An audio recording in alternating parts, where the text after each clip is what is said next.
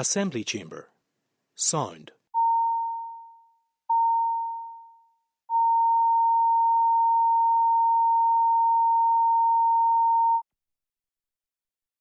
Assembly chamber.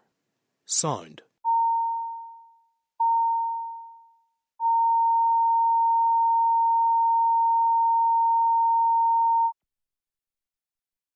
Assembly chamber. Sound.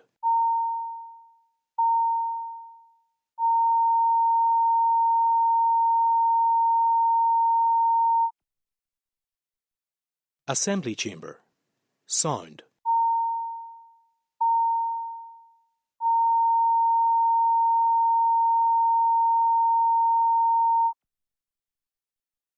Assembly chamber. Sound.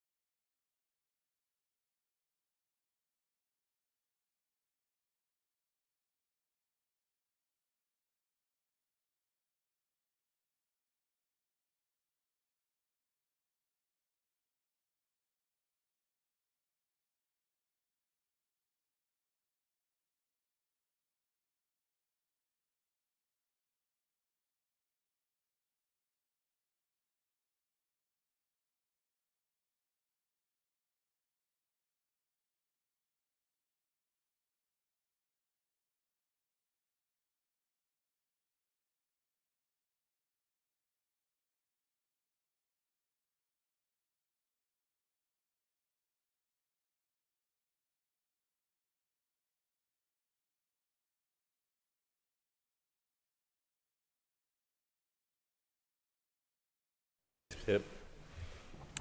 First item in the order paper is member statements, and the usual rules will apply. I'll call Cathy Mason. Irish Medium Early Years is a unique and vibrant educational experience. Many across this chamber will be aware of the challenges that come with immersive education, but with the right interventions we can get them the support that they need and they can continue to flourish, giving young people the very best start in life. Recently I had the opportunity to meet with representatives from the Irish Medium Early Years providers, and the discussions we had shed light on a number of key issues that I wish to bring to the attention of the Department of Education. These are issues that need urgent action if we are serious about ensuring the success and sustainability of Irish medium education at this key foundation level. Children who wish to bring their education journeys through the medium of Irish must be given proper support to ensure that they are as prepared to enter Rang a Hain as other children are for Primary 1. This means investing in more Irish language child psychologists, speech and language therapists, and developing a workforce and development training plan. We also need to see a more proactive approach from the Department in respect of Irish medium. There should be an obligation for language-appropriate resources to be generated and supplied in-house, and a proper level of engagement and support with families. Irish medium education should not be treated as an afterthought or as a secondary option. It is an integral part of our education system, and it does deserve the same level of commitment and investment. In line with this, there must be structured, ongoing engagement between the Department and these Irish medium early year providers, and the families of children who are choosing this as an educational pathway. Parents need to feel confident that their children will receive a well-rounded education that meets all of their developmental needs, and they should have access to clear, accessible information and support from these very early years.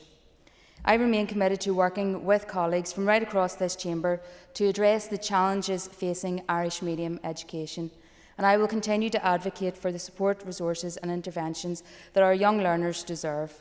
By investing in these children now, we are investing in the future of our language, our culture and our society. Gormila Miogov. Deborah Erskine. Last Thursday I went along to a pharmacy across the road from my office, Hughes Pharmacy, on Belmore Street in Enniskillen. They were staging a day of action for the Save Our Pharmacies campaign. They were working with the lights out, and many people who were coming in wondered if there was a power cut, but it actually painted the picture in terms of how it could be lights out for many of our community pharmacies the length and breadth of Northern Ireland if funding streams are not resolved soon.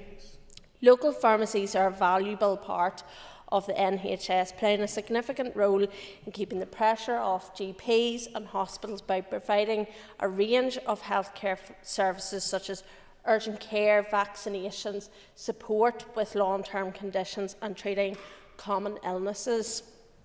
However, the past few years have been extremely challenging. Pharmacies are experiencing severe financial problems due to real-term government cuts in NHS pharmacy funding and rising costs. Right now there is a funding gap of approximately 20 million for community pharmacy. New analysis by the National Pharmacy Association has found the number of pharmacies closing this year is nearly 50% higher compared to the same stage in 2023. Between January and April, 177 pharmacies have closed, 17 of which have been in Northern Ireland. The majority of independent community pharmacies like mine are small to medium-sized family businesses, therefore are especially vulnerable to the financial challenges. Within the network, with the shrinking network, closures are disproportionately affecting the most deprived communities. Last week, the Community Pharmacy Association for Northern Ireland went to Westminster to take their case to the Chancellor. When we think of our own community pharmacies and the great work they are doing in communities, and as well the Health Minister has pointed out that he wants to deal with inequalities in relation to our communities in Northern Ireland, I trust that we will all get behind our local community pharmacies and ask the Health Minister to act now before it is lights out for our community pharmacies. Yeah. McAllister. Mr. Speaker, I rise to highlight the issue of respite services in Northern Ireland. Tonight the BBC Spotlight are airing a documentary entitled I Am Not OK on BBC One NI, and it's currently available on iPlayer. I took the opportunity this morning to actually watch the documentary, and the distress and pleads for help that I heard and saw were not new, they're not individual, and it is an outright disgrace. Respite care across Northern Ireland has failed our families long before the COVID pandemic, in which, whilst what was on offer was marginally better, it still was not good enough. Like many in this chamber, we all hear stories too often of families pleading for help, of parents forced to take legal action, of desperate calls to social workers, to trusts, all in the hope to get some form of help for their family. And indeed, last Friday was the most recent call from a new family in my constituency in which they were pleading for help. And the form of help that was offered to them through the trusts was through direct payment, forced to look for the assistance themselves because the trusts are unwilling in some circumstances to give them the help that is desperately needed, because they claim that they are not able to provide the help. They can't provide the workforce to help these families. So how on earth are families expected to secure that help for themselves at home? This is not a situation that has developed overnight. There has been a long-term negligence of respite care in Northern Ireland and help for carers right across every single one of our constituencies. We are at a crisis point. Children are now needing long-term care placement options because families can no longer cope because they have been abandoned. And that's not a choice that any family has wanted to make or has come to easily. But there are no options yet available for that. And now we hear from the department and trusts that they are looking for out-of-state care for these children, out-of-state care in the Republic of Ireland or in the UK that could cost upwards of £20,000 per week. This isn't about not being able to afford to help these families in their own homes, because we cannot afford not to do it. I have been dealing with many families and stakeholders over the years on the issue, and I have also brought it directly to the previous Health Minister and the current Health Minister, both at committee and through Assembly questions. In fact, one of those instances in which I did question about third-party providers being paid by the trusts to offer services that weren't actually being offered, I got a blank face. I got inadequate answers, something that these families are facing every single day. These families are not okay, and we have and they deserve our help. Ceann Comhairle, and Ceann Comhairle, this morning I would like to bring to members' attention and to raise the issue of a telecommunications mast right at the top of Dungannon town in the historic Hill of the O'Neill site. So the site was originally the seat of the O'Neills, and chosen because it has panoramic views across 7 of Ulster's 9 counties. A very intrinsically beautiful site in itself. And over many years now, both the legacy Dungannon Council and Mid-Ulster Council have developed the Hill of the O'Neill theatre site. They've developed a covered outside space for events to take place, and it is really the heart and soul of Dungannon town and the jewel in the crown. So in recent months, many people have been calling for this to be addressed. Local councillors have raised the issue. The newly formed Dungannon Chamber of Commerce have raised the issue. Historians and many others have highlighted the fact that on such a historic site, with old remaining towers, that they are completely overshadowed and blemished by the presence of a massive steel telecommunications tower. So I am aware that the local council had been engaging with NI Water, who operate the tower, and it is a commercial venture in that sense. The site also actually was occupied. The British Army were on the site for many years for the same reason, but now it's open to the people of Dungannon town. NI Water operate the site. Mid-Ulster Council and NI Water had agreed to consult on removing it, and recently NI Water have withdrawn from that commitment, citing budgetary reasons. However, I'm aware that many people in our district are working diligently to try to increase the offer that we have in terms of tourism, in terms of our Chamber of Commerce, and they are being hindered by this site. So I would urge NI Water to return to their commitment to work with the local council, and I would hope that members and everyone will give support to see this removed from this historic site. All through. Thank you, Mr. Speaker. I raise thanks to this Assembly for the progress that they have made over the last number of years around legislation that deals with and counters domestic and sexual violence. And many of those pieces of legislation I have amended myself, so I'm grateful for this House for that support. But there are still many aspects of domestic violence and sexual violence and stalking that we have to deal with and combat. One of them, Mr. Speaker, that I want to highlight today is the fact when a victim has to flee their home, they leave behind, sometimes within a matter of minutes, all of their possessions, all of their belongings. And when the time comes when they can pick up the pieces of their lives and the trauma that they've went through, they find that when they get a new home, they can't get those possessions. Usually it's because of fear of going back to the home. Sometimes it's because of non-molestation orders, simple as that.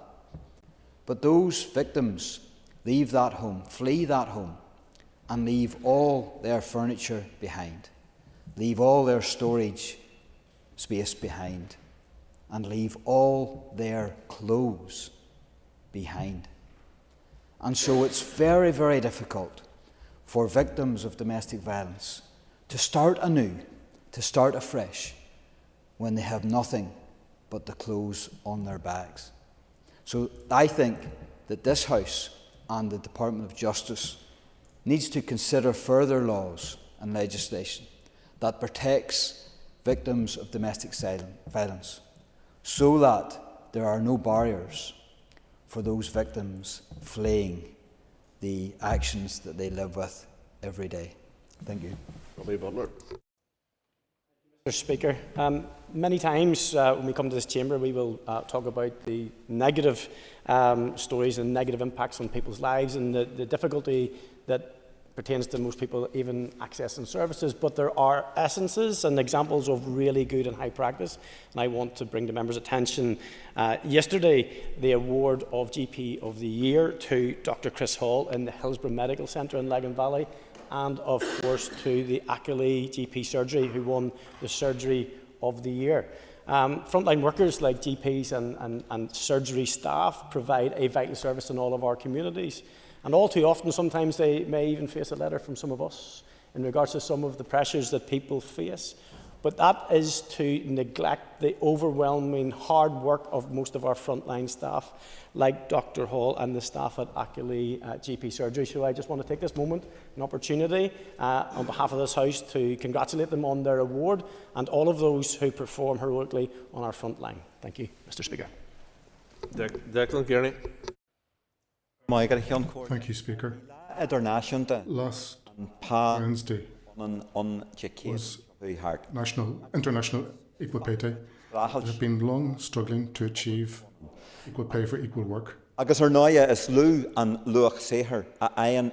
still get less remuneration than men in all regions of the world. It is thought that the gender pay gap is estimated at 20% globally. The Department for the Economy announced last year that women's salary here was 7.8% below that received by men, regardless of the work pattern involved. Therefore, Mr. Speaker, if a man here gets £1 for doing work, a woman here gets only a little over 92 pence for doing the same work.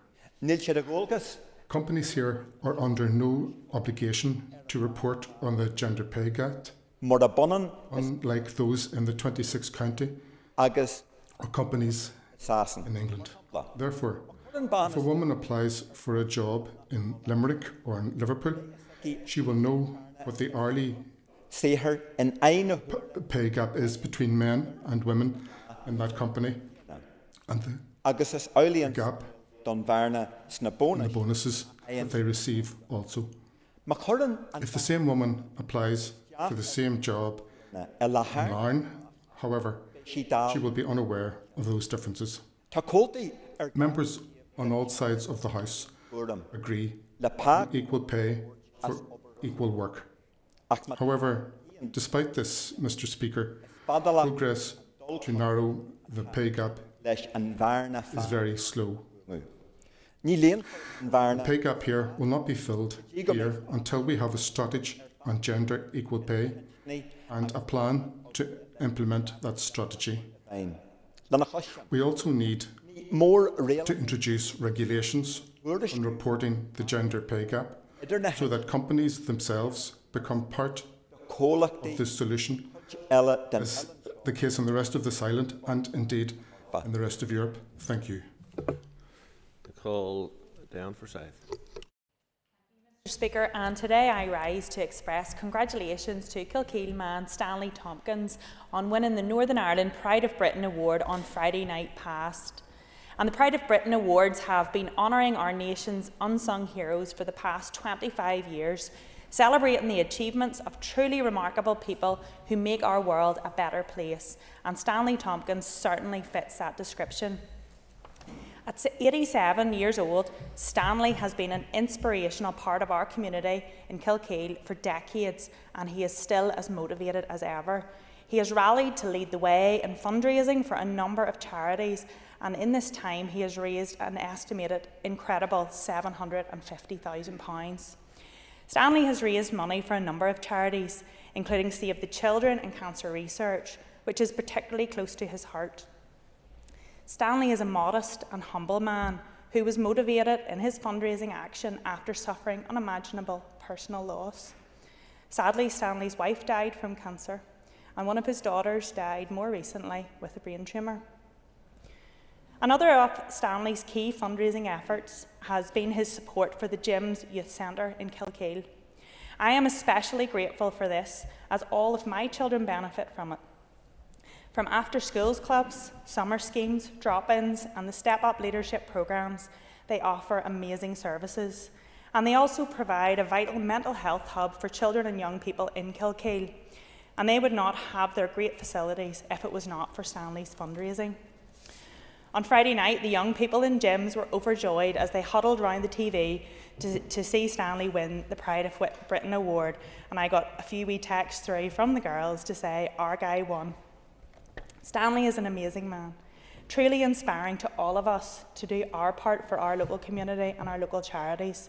He has long been the pride of his family and his friends, the pride of Kilkeel and the Mourns, and now we are all extremely proud to see him crowned as Northern Ireland's Pride of Britain winner 2024, and I wish Stanley all the very best as he travels to London for the Pride of Britain Awards dinner. Congratulations, Stanley, so well deserved. Kate Nicholl.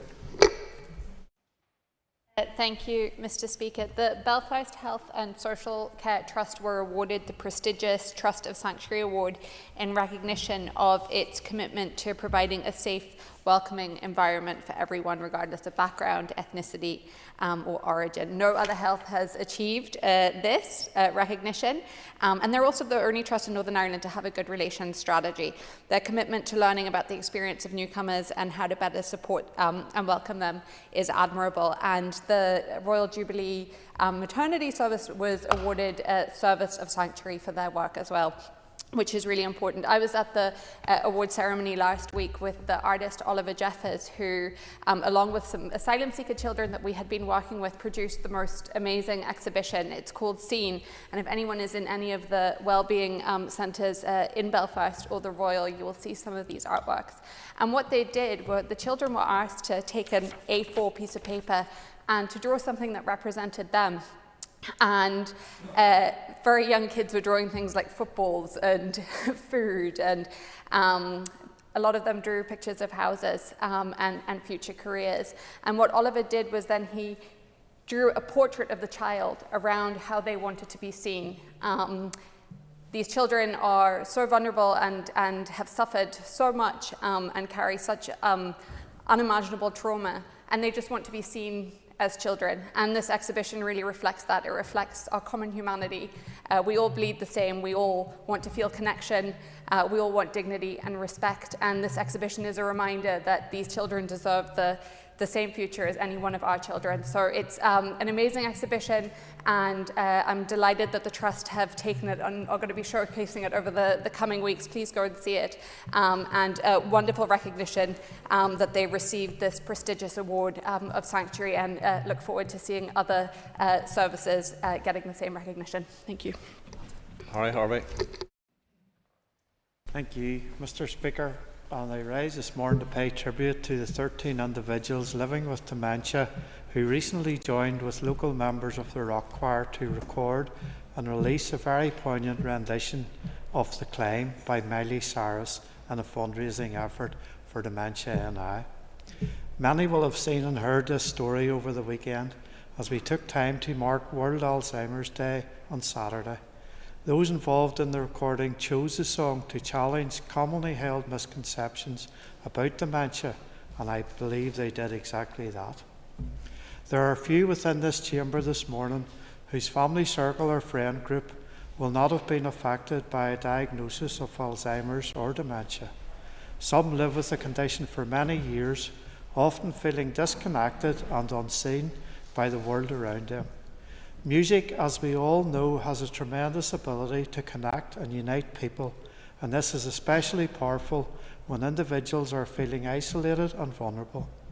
It is of vital importance that individuals living with Alzheimer's and dementia remain an integral part of society and feel valued by it as they find the courage day by day to live with their condition. As Mark from Belfast, who took part in the recording, said, "The initiative has given a voice to the voiceless, and I commend the excellent work of Dementia NI and this latest fundraising and effort to this chamber." Thank you. Timothy Gosson. North Antrim is blessed with many manufacturers who are leaders in their markets. Last week I had the pleasure to go and visit Wrightbus, and I want to single them out for praise and make known their importance in shaping our future hydrogen economy here in Northern Ireland. Wrightbus now employ directly 2,000 people on their Gilgorm site, with another 1,500 employed locally throughout their supply chain. Under the previous ownership of the late Sir William Wright CBE, Wrightbus became a global leader in the development of the next generation clean tech buses in both design and manufacture. Add in Joe Bamford's expertise in hydrogen, well, I believe this leaves Ballymena well positioned to continue to lead the design and development of future hydrogen vehicles on a global scale. Last week I listened to the debate on the barriers towards green energy. I am in no doubt that net zero will be devastating to the agri-food industry in North Antrim, but I recognise the opportunities it can bring to businesses such as Wrightbus in my constituency. Whilst we are a number of years away from the rollout of hydrogen more widely and larger vehicles, this executive needs to step up its efforts now to ensure that we have an infrastructure in place to match the future demand that will come. Bid and East Antrim have had the vision of including I4C in their City Deal projects, which will give local businesses the opportunity and the platform to trial clean tech products going forward. I trust that the executive is equally as ambitious and will make Ballymena a future hydrogen hub here in Northern Ireland. Mr. Speaker, the Public Health Bill consultation currently being carried out by the Department for Health has rightly caused concern and confusion across our community. During the COVID pandemic, the public listened to politicians in this House and in other parts of the United Kingdom demand standards of them that they did not believe applied to them. They had government ministers tell them how they should behave, but did not behave in the manner in which they tried to dictate that others had to. And now the public are rightly sceptical of any attempt to upset that delicate balance between individual liberty and the power of government. Central to any democratic society, Mr. Speaker, is the power of individual choice, and any attempt to infringe upon that basic tenet will be rightly resisted. The intervention last week by the Health Minister in relation to the consultation that his department is currently carrying out only added further to the confusion and concern on this issue. As my party colleague Diane Dodds made clear yesterday, it is the view of the Democratic Unionist Party that the current consultation is now damaged beyond repair. We on these benches do not underestimate the difficulty and embarrassment that it would cause to the Department to withdraw that consultation, but in the long-term interest of ensuring legislation that is fit for purpose and can command the support of this House and the Executive, we believe that is the right step to take. Mr. Speaker, we will work with the Health Minister to get fit for purpose proposals, But what we will not do is engage in an exercise that wastes vital time, vital public resources, and undermines public confidence in this place. And I would urge the Health Minister to withdraw that without delay. Thank you, Mr. Speaker. The next item of business is a motion to suspend Standing Order 20/1. This motion is necessary to allow business to continue at 2 p.m. in absence of questions to the Minister of Health. I received a letter from the Minister of Health last night indicating that he's unwell and therefore unable to attend, and it is exceptional circumstances that we weren't able to get another minister to take his place, but I wish that this isn't taken as a precedent, because normal expectation is that if a minister is not available, that another minister steps in. Apparently that was not able to be achieved. So I want to ensure that members who were successful in the ballot for today's question time still have the ability to have their questions answered, and therefore be asking the Business Committee to consider rescheduling oral questions to the Minister of Health in the second question time slot next Tuesday. Subject to Business Committee's agreement to reschedule the ballot order for both listed and topical questions, the Minister of Health will remain the same as question time on the 1st of October as it was for today. So we now move to the motion, and I ask the Clerk to read the motion. That Standing Order 21 be suspended for 24th September 2024. I call Robbie Butler to move the motion. Thank you, Mr. Speaker. So moved. Before we proceed to the question, I remind members that the motion requires cross-community support. The question is that the motion stand in the order paper be agreed. All those in favour say aye. Contrary if any no. The ayes have it. The ayes have it. Next item of business is a motion on lowering the voting age for 16 and 17-year-olds. Clerk, please read the motion. That this Assembly notes the motion agreed by the Assembly in November 2012, calling on the British Government to introduce legislation to change the voting age to 16. Regrets that previous British governments failed to introduce such legislation. Further notes the manifesto commitment of the Labour Government to give 16 and 17-year-olds the right to vote in all elections. Believes that the voting age should be reduced to 16 for all elections and referendums, and calls on the British Government to introduce legislation to accommodate this change. I call Danny Becker to move the motion. Moved. Thank you. The Business Committee has agreed to allow up to 1 hour 30 minutes for the debate. The proposer of the motion will have 10 minutes to propose and 10 minutes to wind.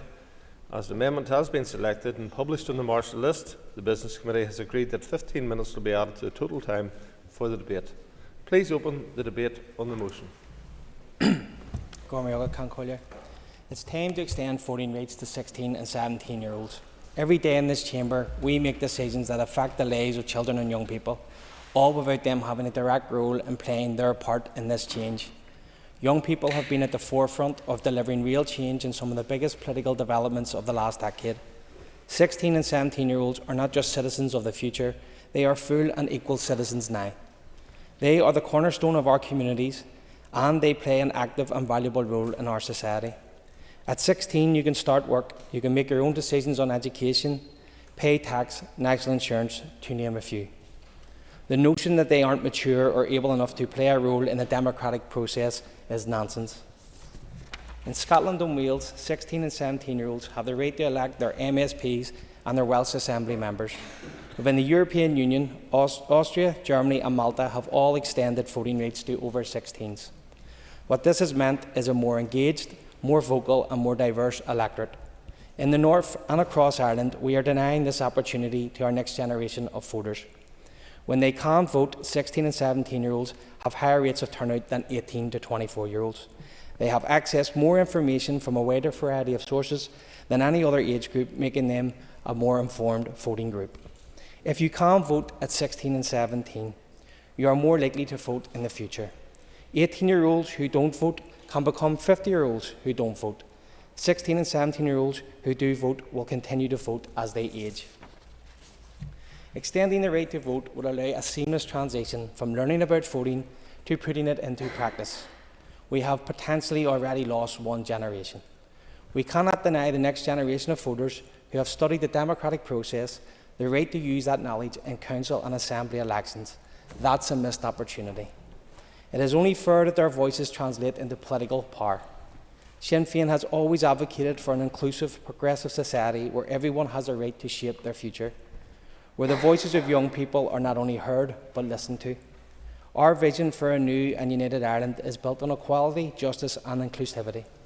Allowing 16-year-olds to vote ensures that we give a voice to those who have the biggest stake in our future. The decisions we make today are the ones they will inherit tomorrow. By empowering young people with a vote, we encourage a lifetime of political engagement. Our democracy will be richer for it, and our society fairer. We must not continue to sideline the opinions of 16 and 17-year-olds. They must have a direct role in shaping their future. To the young people listening today, Sinn Féin is on your side. You should have the right to shape the processes in this chamber like anyone else. Let's ensure that the democratic process can be open to all, and it's time to extend the right to vote for 16 and 17-year-olds, and I would ask members to support this motion and the amendment. Cormac Mylett. I call Sean Mulholland to move the amendment.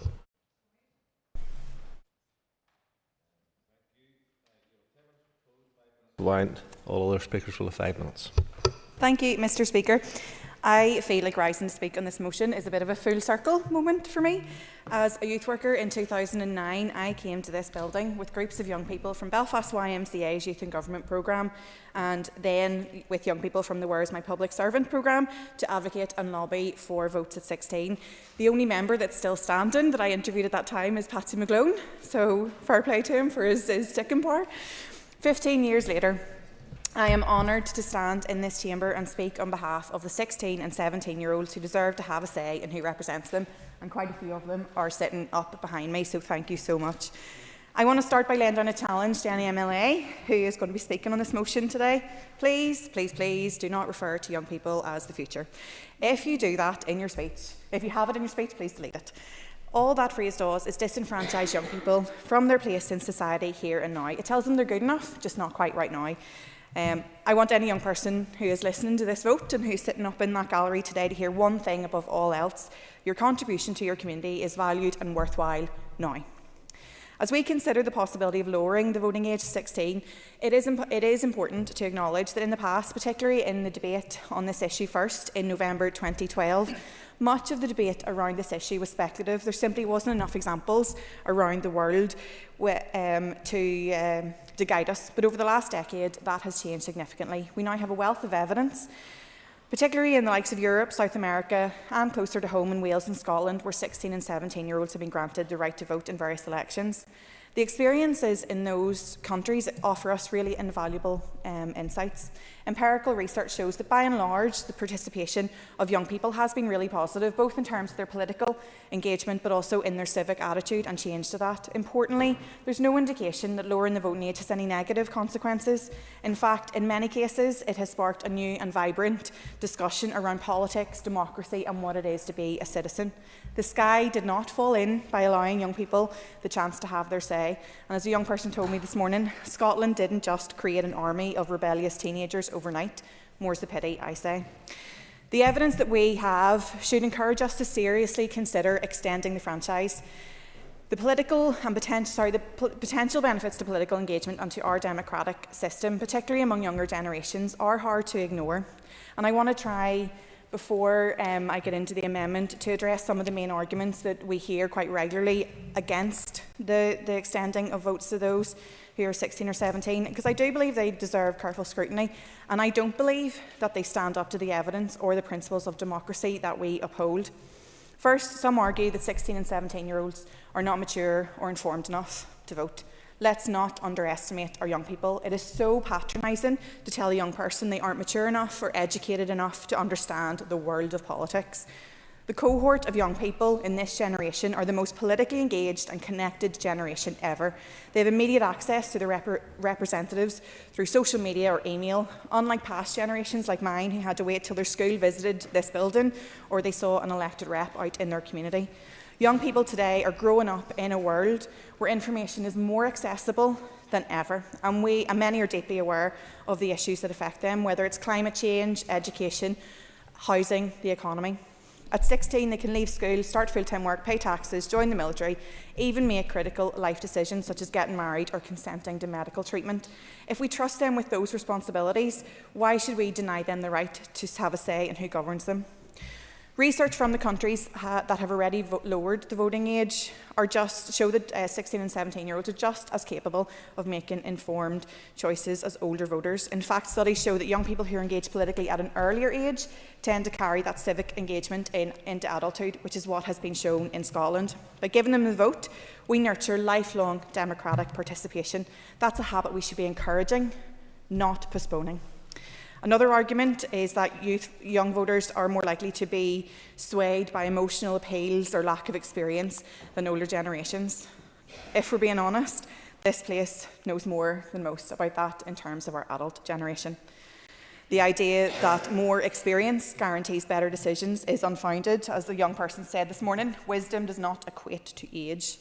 Initial scepticism about lowering the voting age was based on assumptions drawn from the low political engagement of slightly older age group in that 18 to 24 age bracket, leading to fears that younger teens would be even less likely to be engaged. But data from Austria, Germany, Argentina and Scotland now shows a different picture. Study reveals that 16 and 17-year-olds often have a higher turnout than 18 and 19-year-olds, partly due to being in more stable environments, like living at home, attending school. Additionally, enfranchising young people at 16 has shown to establish those long-term voting habits, as has been seen in the likes of Austria and Brazil. The debate here is not just about extending the vote to 16 and 17-year-olds, and it's not just about fairness. It's about strengthening our democracy. By empowering young people, we ensure that our democratic institutions are truly representative, inclusive and forward-looking. Now, I want to address the amendment we have laid down. I believe the amendment builds on the motion before us, which rightly calls for that voting age to be lowered. But we have to recognise the need for all young people to be equipped with the knowledge and understanding to fully engage in the process. Whilst there will always be young people who are knowledgeable, who are engaged, we need to make sure that we are delivering an equitable opportunity for understanding. The amendment endorses a key recommendation from the Institute of Public Policy's 2023 report out of Kilter, which highlights the importance of combining votes at 16 with high-quality civic education in all schools. It calls on the Minister of Education to consider expanding civic education as part of the current review of the Northern Ireland curriculum. And by doing so, we're not only lowering the voting age, but ensuring that young people are prepared to participate meaningfully in our democracy for the time to come. Whilst there will always be naysayers, we believe that this is the right thing to do. The Minister of Education has advocated for autonomy at school level, but I do believe there is a duty on his department to create a consistent approach to nurturing the civic journeys of this generation. Enfranchising all young people without equipping them with the tools to fully acknowledge their rights, responsibilities and the political system would be a missed opportunity. Civic education should go beyond the basics of how elections work. It has to foster critical thinking, understanding of the issues that affect society. In essence, this amendment strengthens the original motion, we believe, to linking the right to vote at 16 with the educational tools needed to foster lifelong political engagement, and I do hope that members will be able to support it. Finally, to anyone in the Chamber wishing to vote against this motion today, I want to leave you with some of the views from some of the young people we met this morning from NUS USI, Secondary Students' Union Northern Ireland, the Northern Ireland Youth Forum, Politics in Action, Shared Island Youth Forum and One Young World, and this is what votes at 16 means to them. They currently do not feel represented by local and national politics. We are the people with lived experience of young people. Young people in this generation are so clued in, and it's not because we were taught it, it's because we went looking for it. Proper political education is so important, and without voluntary organisations and the youth work sector, we wouldn't know as much as we do now. There is a moral argument that we have a national insurance number, we can pay in to the system, but we don't have any say over systems that are crumbling around us. Earlier voting will set us up for life. We are the most politically engaged generation ever. We need to nip the nobody ever listens to us anyway vibes in the bud.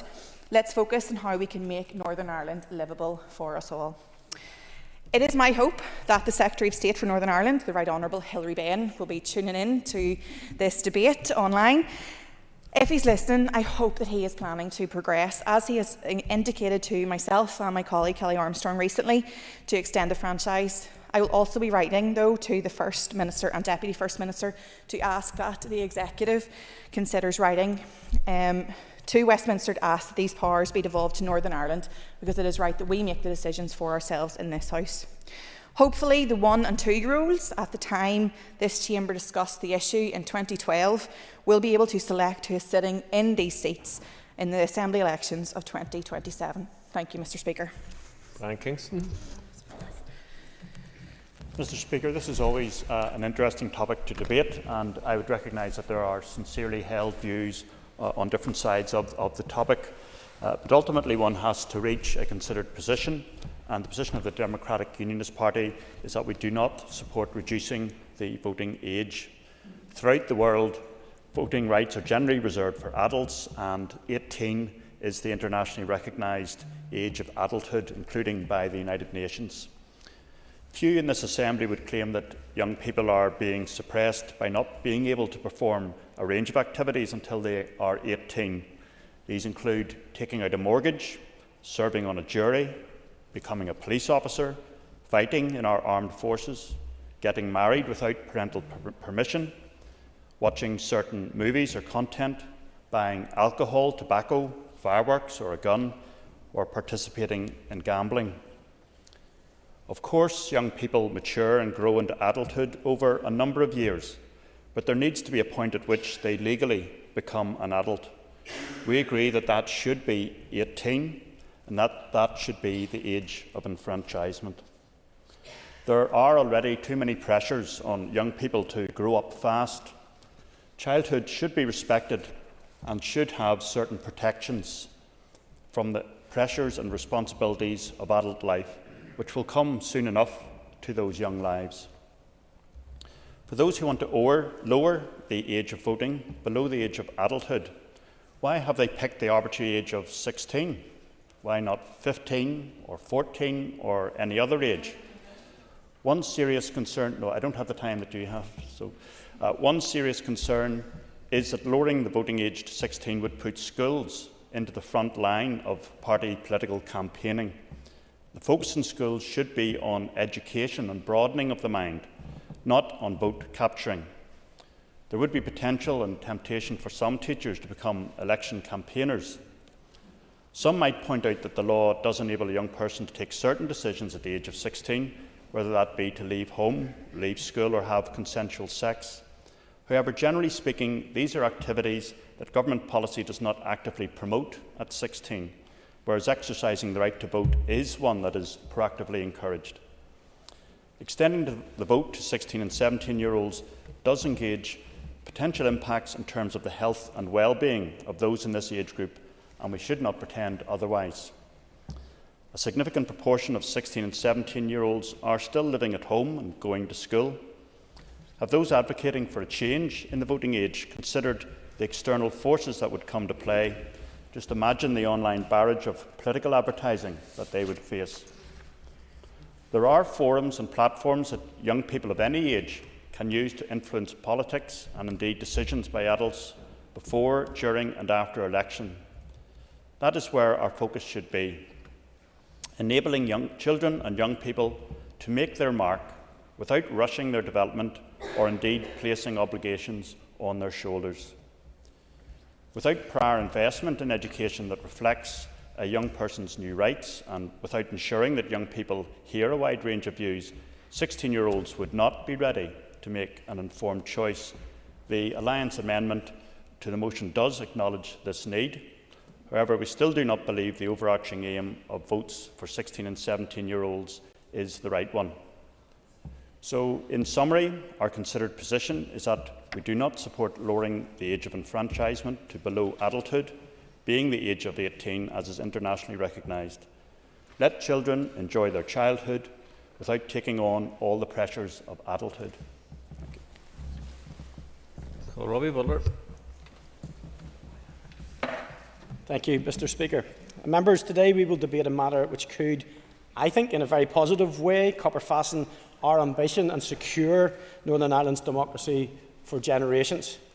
The voices of our young people, particularly those aged 16 to 17, are growing louder. They're more informed and they're more passionate than they have ever been. These young citizens are not only the leaders of tomorrow, but the active participants of today. They care about their future, they care about our future, about climate change, mental health services, education and equality. And it's time to entrust them with the vote, just as we do with so many other responsibilities in their lives. In Scotland and Wales already, 16 and 17-year-olds already enjoy the right to vote in national and local elections. They are proving with their higher voter turnout that young people, when given the chance, engage seriously with the political process. And absolutely, if you keep it brief. Thank you, Member Kevin. On this matter, I spoke with a young voter this morning, actually a constituent of yours in Lagan Valley, and she expressed her disillusionment around the Brexit referendum and of not being able to vote, and how that referendum outcome may have been different, and we could all still happily be in the EU if 16-year-olds were allowed to vote in that referendum. Members, an extra minute. Thank you. And just on that point, I think we were all ill-prepared for that vote, and you look how it turned out. And I think that the critical point about that is the education piece, which I'm going to go on to, but I thank the member for his intervention. In Scotland, studies have shown that voter participation among 16 and 17-year-olds exceeds that of 18 to 24-year-olds, and largely this is because younger voters are still embedded in environments like school and in the family, which promotes socialisation and civic responsibility. Extending the vote to younger citizens is crucial to cultivating lifelong voting habits, ensuring a vibrant and enduring democracy. Young people today are eager to be empowered, and granting them the right to vote at 16 must be supported by high-quality, universal and accurate education before they reach that age, and that's from the voices and the mouths of those young people. This foundation of education is essential not only to encourage greater participation from this cohort in the democratic process, but also to ensure that they are equipped with the knowledge and critical thinking skills necessary to make those informed decisions. But by fostering a deeper understanding of civic responsibility and political systems, we can ensure that young people wield the power of democratic will with a level of insight and preparedness that surpass many of the generations before them, including my own. Empowering youth through education is key to cultivating informed engagement and engaged citizens who will actually shape our future. Now, the idea that young people lack the maturity to vote is outdated, and it is baseless, Mr. Speaker. At 16, they can join the armed forces, they can pay taxes, they can even get married. But perhaps most concerning is the fact that in Northern Ireland, from the age of 10, young people can be held criminally responsible. We entrust them with these enormous responsibilities that I've alluded to, yet we deny them a say in shaping the laws that govern their lives. The argument against lowering the voting age falls apart when we consider the glaring contradiction that those who resist votes at 16 often shy away from addressing the glaring imbalance with the criminal age of responsibility. Politics in Action and the Northern Ireland Youth Forum in particular are at the forefront of the movements for votes from 16, advocating passionately for the rights of their young people. These organisations have highlighted that young people are already politically aware, engaged and capable of making informed decisions. They are leading campaigns speaking truth to power and demanding that Northern Ireland catch up with its neighbours. We must not stifle this energy nor waste this opportunity. The time has come to give young people the democratic voice that they deserve. Let us lower the voting age to 16 and in doing so build a fairer and more responsible representative society for all. Thank you.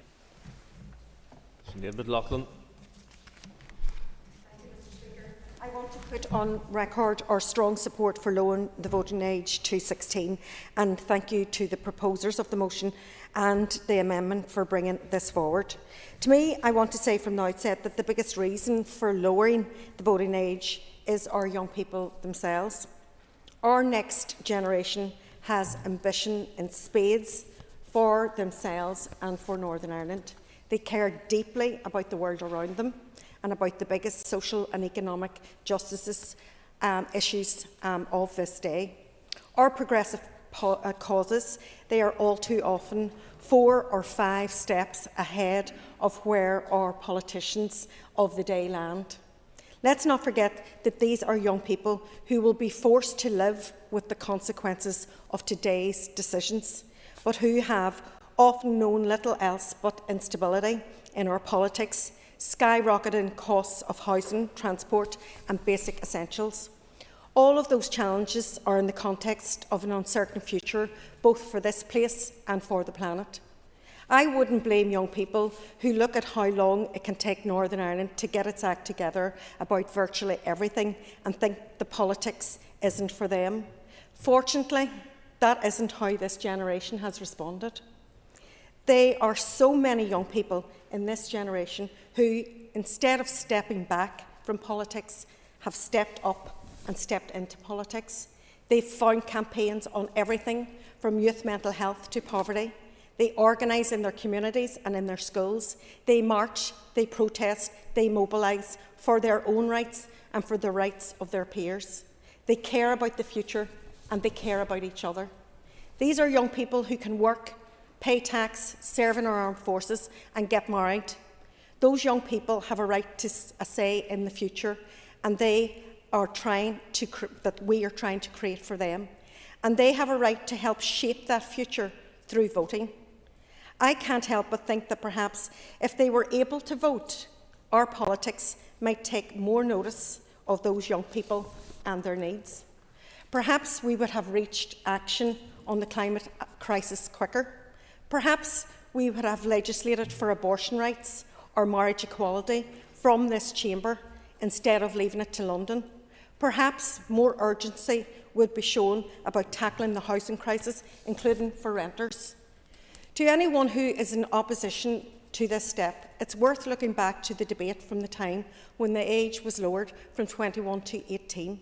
The same moral, illogical panic that comes from some very conservative quarters came from the same quarters back then.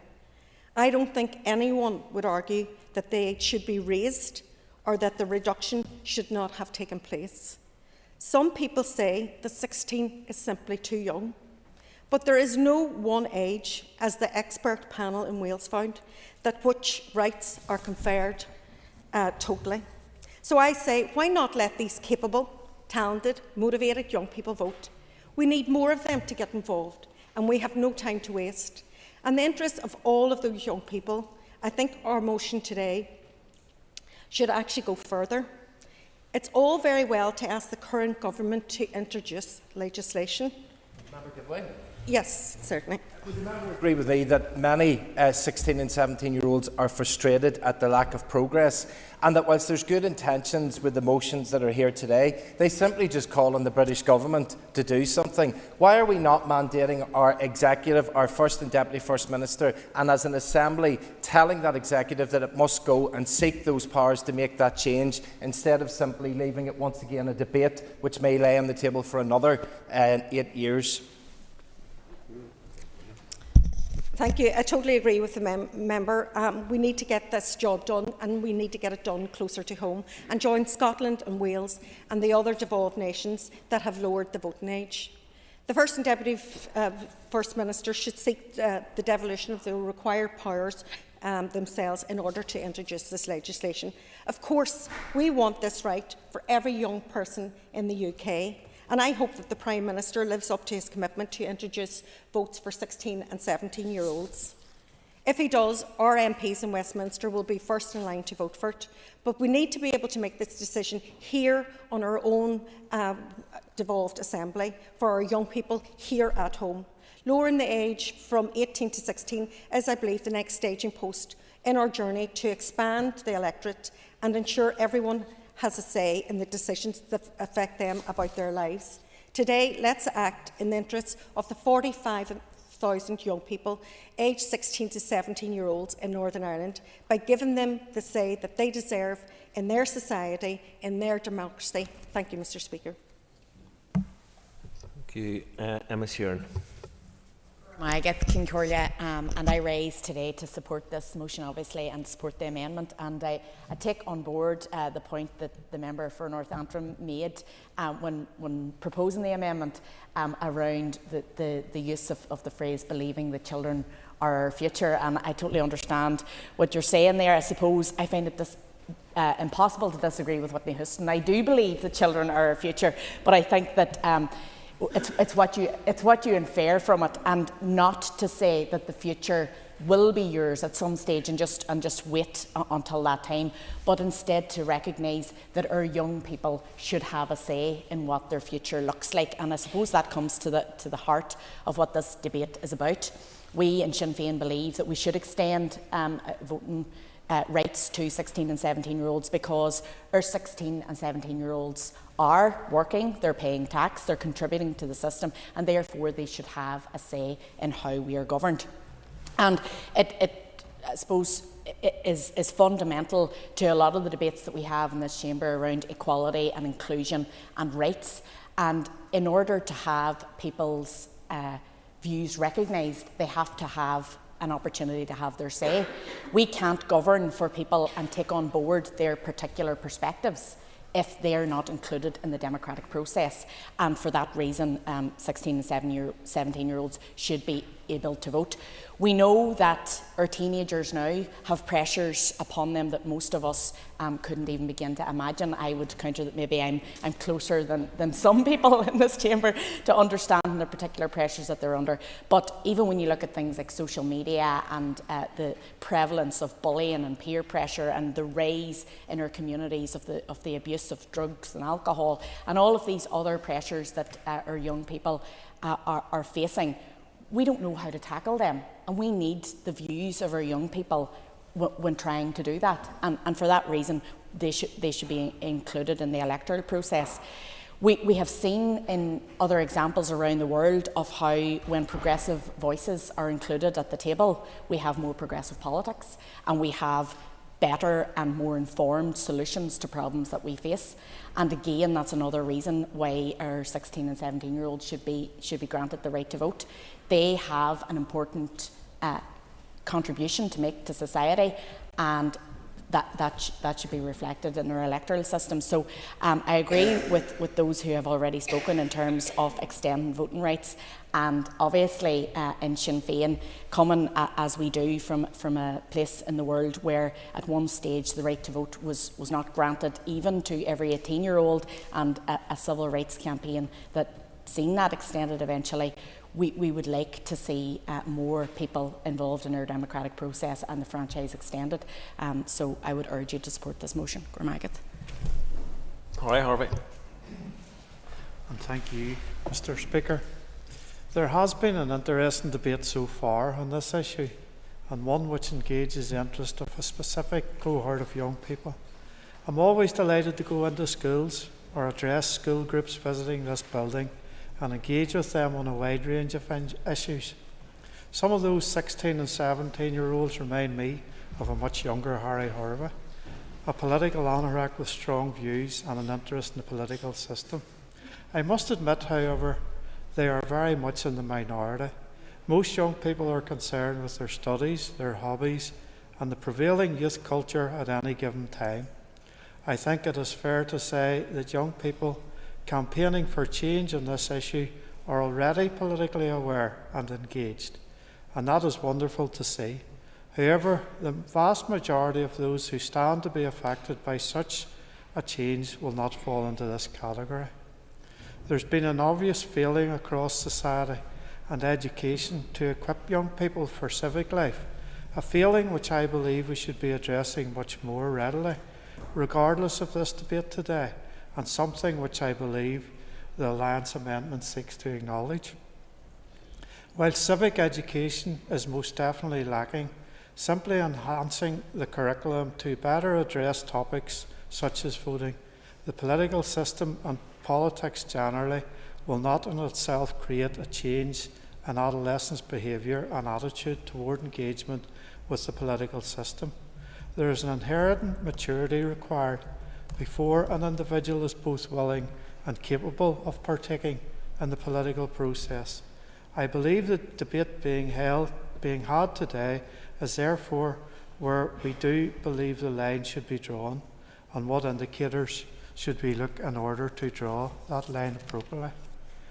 There is no doubt that when met with such articulate and engaged young people as those involved in this campaign, the issue before us is difficult. However, when faced with a difficult issue, we have to reach an objective, rational position. We must therefore look at the facts. Throughout the globe, voting rights are generally reserved for adults. 18 is the internationally recognised age of adulthood. Indeed, the UN Convention of the Rights of the Child defines children as all human beings below the age of 18 years. Much has been made throughout the debate of what rights and responsibilities are enjoyed by those at 16 and what are reserved until the legal age of adulthood.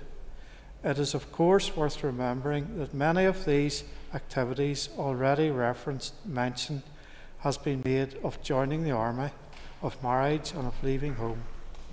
All of these are restricted by parental consent, which is legally required.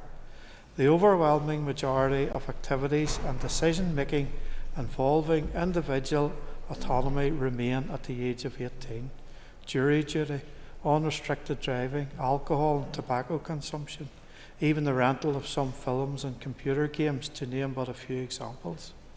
It is somewhat ironic that some parties in this House who will argue to give 16-year-olds more responsibility by allowing them to vote are those argued for and supported raising the smoking age to 18 and have sought the further restrictions in young drivers and drinkers in the past for their own safety. There's somewhat an irony there. A well-rehearsed argument, often advanced by those seeking extension of the franchise, is that young people are affected by decisions taken both in this place or at Westminster. That is absolutely correct. However, the youngest of children are also impacted by decisions taken by politicians. The recent childcare scheme of the Education Minister will have impacted the lives of 12,000 children. Do we extend the franchise to them because of it? Additionally, consideration must be given to the impact of any reduction of voting age to the mental health and well-being of impressionable teenagers and how likely they would be to make informed individual political choices or be unduly influenced by parents, teachers, or impacted by peer pressures. In conclusion, regardless of our individual views as to where the line is drawn on this issue, I believe any politician worth their salt will be listening to the developing views and voices of young people, regardless of whether they can vote or not. Thank you, Mr. Speaker. This is Michelle Guy's first opportunity to speak as a private member. I would remind the House that it is convincing that a maiden speech is made without interruption.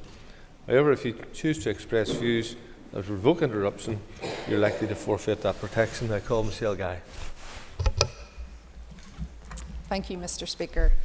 I'm genuinely honoured to stand here as the new MLA for Lagan Valley, and I want to extend my sincere congratulations and thanks to the very formidable Saoirse Eastwood MP who occupied this seat before me. Saoirse, you leave big shoes and brightly coloured handbags to fill. But like you and our Lagan Valley colleague David Honeyford, our cause is very simple: to make this place the best version of itself now for everyone who lives here. I want to extend my thanks also to our amazing councillors and members of the Lagan Valley Association for encouraging me to go for this opportunity and for their help and support since my selection. You really are a very special group, and I will do all I can to be worthy of the faith you have shown in me. In terms of the motion we are debating, I love this motion. I love its objective and what evidence tells us will be its outworking. More engaged, civically aware, and active young citizens who will contribute more because voting gives them a greater stake in our society. If delivered, or rather when delivered, it will be a hugely significant change that will be transformative for our democracy locally. Extending the franchise to a new cohort within our society is a big deal, and history tells us it's something too many people were denied in the past for reasons that were very dark. I don't think the movement for votes at 16 falls into that bracket. Arguably, resistance to this move can be categorised as ignorant, maybe patronising, and certainly ill-informed, given the evidence base that shows this is actually a very positive move for democracy. And to my knowledge, no country that has extended the franchise in this way has since reneged it. And our young people as a group are anything but ill-informed, and they are certainly not passive citizens. They volunteer in our communities, they participate in our workforce, They are carers. They increasingly inform and help co-design policies that impact on them, but they have no right to express their verdict on those same policy outcomes democratically in the way the rest of us can, by voting in elections. This being my maiden speech, it feels appropriate to mention my own two young people. Now, Dan is only 13, so I reckon he's more concerned with FIFA packs and his under-14 championship final this Friday. Good luck, boys. But Caitlin, I'd let her vote tomorrow. This is the girl who was 10 at the last US elections, and on results night came down the stairs, quite tired, should have been sleeping, to ask if there's any word on Pennsylvania. She is informed, she is engaged, and when she turns 16 in a couple of years' time, she has the right to express herself democratically. I sit on the Education Committee, and our amendment today calls for high quality and expansive civic education alongside the introduction of votes at 16. It's important to emphasise that this recommendation isn't about inserting some form of conditionality on extending the right to vote. Rather, this would be a complementary measure, and one that is not only recommended in the 2023 Out of Kilter report, but our young people are telling us that provision in this space is inadequate. The Secondary Students' Union report in 2023, Let Us Learn, states that nearly 80% of students said no when asked, have you been taught about democracy and active participation in LLW? Furthermore, our amendment also expressly calls for high-quality provision, and this is important. The All-Party Parliamentary Group report in 2019 on votes at 16 said, civic education is important, but that not all forms of civic education work equally well, and that ill-conceived measures may be counterproductive. I want to bookend this speech by thanking my family. It was a wee bit too risky earlier on to do that in case I get emotional.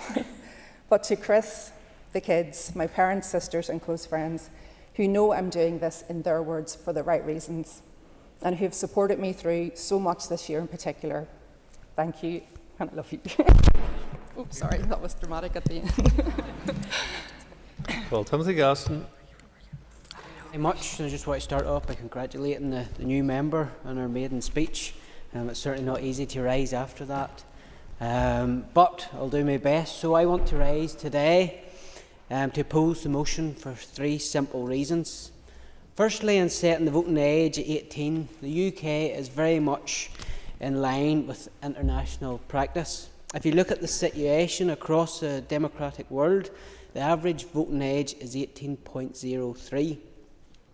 While there are 16-year-olds in the workplace, the vast majority are still in education or vocational training until 18, and it is important to remember that when it comes to issues such as signing a legally binding contract, one cannot do so until you are 18. Let's remember you need to be 18 to buy alcohol, 18 to buy cigarettes, and 18 to buy a knife. But the proposers of this motion want a 16-year-old to be able to vote. Secondly, it would be remiss of me not to note the irony of this motion's origin. Sinn Féin are in no position to be lecturing anyone on democracy. On their benches, albeit from time to time, sits the Old Bailey bomber, Jerry Kelly. Let us not forget today that that bombing resulted in Frederick Milton dying from a heart attack and 150 plus being injured. Let's ask ourselves why that attack was carried out. Because on the same day there was a border poll held in Northern Ireland, and Mr Kelly knew he wouldn't like the outcome of that result. On that same day, a young soldier, 21-year-old John Green, was shot by the IRA while guarding St Joseph's School on the Lower Falls. Why was he guarding a school? Because it was being used as a polling station, and yet Sinn Féin in this motion want to lecture us on democracy. But that's not the only points about this motion which I find ironic, and brings me to my final point. Those who will trip through the lobbies in support of it in a few moments' time are also those most passionate advocates of the protocol. An arrangement which means that when it comes to some 300 areas of law, note that I said 300 areas of law and not 300 laws, no one in Northern Ireland, regardless of their age, has any vote on them. That is a democratic obscenity, and yet those who champion votes for 16-year-olds the loudest are silent when it comes to being ruled by people no one in Northern Ireland voted for. We're just over a month away from the largest disenfranchisement operation of modern times and the facilitating of the first majoritarian vote in Stormont in over 50 years. It will also be the most controversial majoritarian vote in Northern Ireland's 103-year history. A vote to disenfranchise 1.9 million people in 300 areas of law. A vote resigning to the idea that the laws made... the voting on 16-year-olds, Mr Gasson, please. Yes, Mr Speaker, if you give me time, we're just getting back to that. A vote resigning to the idea that the laws made in those areas will be made for us by the Republic of Ireland and 26 other states, and not the UK or Northern Ireland's MLAs who sit in this House. A vote that unbundles the United Kingdom of Great Britain and Northern Ireland's single market for goods in favour of an all-Ireland single market for goods. A vote that violates the cross-community consent and democratic provisions of the Belfast Agreement as international law, treating the people of Northern Ireland with complete contempt. Don't argue that the protocol is just and then lecture us on votes for 16. It just doesn't wash. The real democratic deficit in this part of the UK is the failure to honour the biggest democratic mandate in British history, the mandate to leave the EU. Carl. Mr Speaker, currently young people's needs and interests are being left out of most political decisions made here. And I think we have a general problem right across our society about most categories, most communities of people switching off from official politics and thus voting. And in many ways, when you hear some speeches and you read some legislation and the way it's worded and how it's purposely made complex, it's no surprise why. Although, Mr Speaker, it's worth saying that politics isn't just about what happens in this place or Westminster. Politics is all around us, and young people are engaged in it every single day. They're involved in campaigns every single day. Look at the campaigns for Palestine. Young people have dominated that on our streets across these islands. Protested against EMA cuts, which disgracefully EMA hasn't been increased in 20 years. I still can't get over that mental fact. So young people are political, and this current barrier that exists should be lifted. They should be allowed to vote. It's worth mentioning that social inequality, obviously, Mr Speaker, affects voter turnout, and those in deprived communities, generally speaking, are less likely to vote. And understandable when you see what governments tend to prioritise, what they do and what they don't do. However, this isn't true for the 16 to 17-year-olds voting in the 2021 Scottish local elections, where class, which is a determinant factor for most things in life, wasn't a factor for those under 18 voting. This only became a factor after the age of 18 and people in their 20s. And I remember during the campaign around the Scottish independence referendum, Mr Speaker, that some of the best voices, generally for independence, but in the debate were young people who are passionate, who are articulate. So I don't buy this idea that young people aren't interested, aren't political, or are too stupid or naive, as some people suggest. I think it's no surprise, Mr Speaker, that the DUP don't want the voting age to be lowered, because they don't want a greater cohort of people to cast their verdict on their disastrous policies, their support for the Tories, their support of banning puberty blockers, objections to the RSE, attitude towards the LGBTQ+ community, migrants, and the list goes on and on and on. And despite the fears of Conservatives here and in Britain, not everyone 16, 17 and 18 is a radical socialist yet, but they certainly tend to have better positions on political questions than parties here and who've been in government in Westminster on climate change, Palestine, and the list goes on. So they should be allowed, absolutely, to vote, Mr Speaker. To paraphrase Frederick Douglass, he said, "Power concedes nothing without a fight." Working class people had to fight for the right to vote through a Chartist movement in Britain and other sort of campaigns across the world. The suffragette movement had to fight to get votes for women, and that was a fight and that was a struggle. Civil rights movement here, as has been suggested, and in the US, had to fight to get votes for people who were discriminated against, and weren't allowed to vote. Young people, Mr. Speaker, shouldn't be forced to fight in the same way, but the same principle applies. And I think added to the vote to 16 motion and point and about the Secretary of State, the fact that migrants, asylum seekers and refugees can't vote in our society but live here and contribute here is also a disgrace, and I would call on the Secretary of State to make legislation quickly to resolve that matter as well. And I want to pay tribute to everybody who's campaigned to highlight the worthy votes at 16 cause, Politics in Action, the Northern Ireland Youth Forum, NES USI, a former employer, and I support the motion. And my message to those young people is to keep up the fight and keep campaigning, and like those people in the past who were denied the right to vote, I think you can get the right to vote as well. Thank you. I call Kelly Armstrong to wind on the amendment. Thank you, Mr. Speaker. I stand to wind on the amendment, and I thank Sinn Féin for bringing forward the motion for votes at 16. I used my first statement of this term of the Assembly, my member's statement in advance of International Day of Democracy, to call for votes at 16. It's a long-standing policy of Alliance and of other parties in this House that those changes should take effect. But we know it's accepted by paragraph 12 of Schedule 2 of the 1998 Act that the Assembly has no power to introduce this change, so it does need to happen on the floor of Westminster. We say, and I think we will say today very clearly to the Secretary of State, the Right Honourable Hilary Benn MP, this Assembly does want this to take effect. We want to be the same as Scotland. We want to be the same as Wales. We want our 16 and 17-year-olds to be able to vote, and it would be an absolute privilege for many people who will be standing in the 2027 elections for 16 and 17-year-olds to be able to do that for the first time. I'm not surprised that some people have reiterated their opposition to this. What I would say for clarity is, why was the age of 16 decided for national insurance? So we have 16-year-olds who are paying national insurance. They have their national insurance card. Yet for some, they're not good enough. Well, I believe that our 16 and 17-year-olds in Northern Ireland are every bit as good, as intelligent and as progressive and as politically intelligent as those who live in Scotland and Wales. Scotland has had 16 and 17-year-olds voting for 10 years. Are we not part of these devolved nations? Why are our 16 and 17-year-olds being treated any differently? When we have the opportunity to ask for votes at 16, we should take it, and we should be pushing together the Secretary of State to move this forward. I will, certainly. Appreciate the member giving way. And perhaps she will have noticed, as I have done throughout the course of this debate, that those arguing against this motion and amendment have cited all the dangerous things that you can do when you come of age at 18. But in fact, including more people in the democratic process is not a dangerous thing, and it's not something that should be fearful to anybody. Members, an extra minute.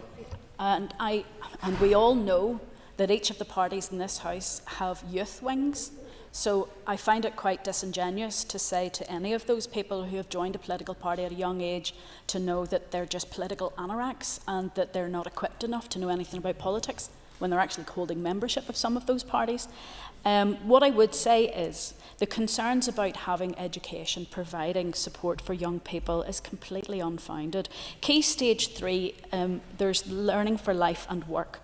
And we could include this as part of the local and global citizenship. It's easy enough to do. It'll tell people how to vote, when votes happen, how the process works, all of that. For goodness sake, it'll even help them learn how to work out, how we vote and how the counts work out. High quality and expansive civic education in schools will provide this. It will also manage that political campaigning. Politicians are only invited into schools. We don't go and campaign in schools, and that's fair. I think that we can create a system that would educate people. It would help young people to decide for themselves who they back and who they want to vote for. I'm very disappointed that the Minister for Education did leave this debate earlier. I'm sure he has other business to do, but there are a lot of young people who are here today would have loved to have heard his reaction to a review of the national curriculum to include something like politics within learning for life and work, but we will not hear that today. I do believe that our young people are excellent. They're not political anoraks. They want to know about the globe. They want to know how they can improve life across the world. They want to know about how they can improve life across this island, across the UK, and across Northern Ireland. So why are we preventing them to do so? Many of those young people have said that they don't feel represented by government. We have our own Northern Ireland Youth Assembly. But do we have them coming to the chamber with any motions? No, they're barred from doing so. We could give those intelligent young people who we celebrate the right to vote. Why do we celebrate their GCSEs? Why do we celebrate their A-levels and say that they're wonderfully intelligent and they're doing so well, but they're not good enough to vote? That's wrong. Voting earlier means that people will go on to vote longer in life. And that's something, as all of us in this place should want. Rather than playing TUV bingo, we should be talking up the opportunity to have more voters that could vote. After all, each one of us, our jobs depend on those voters.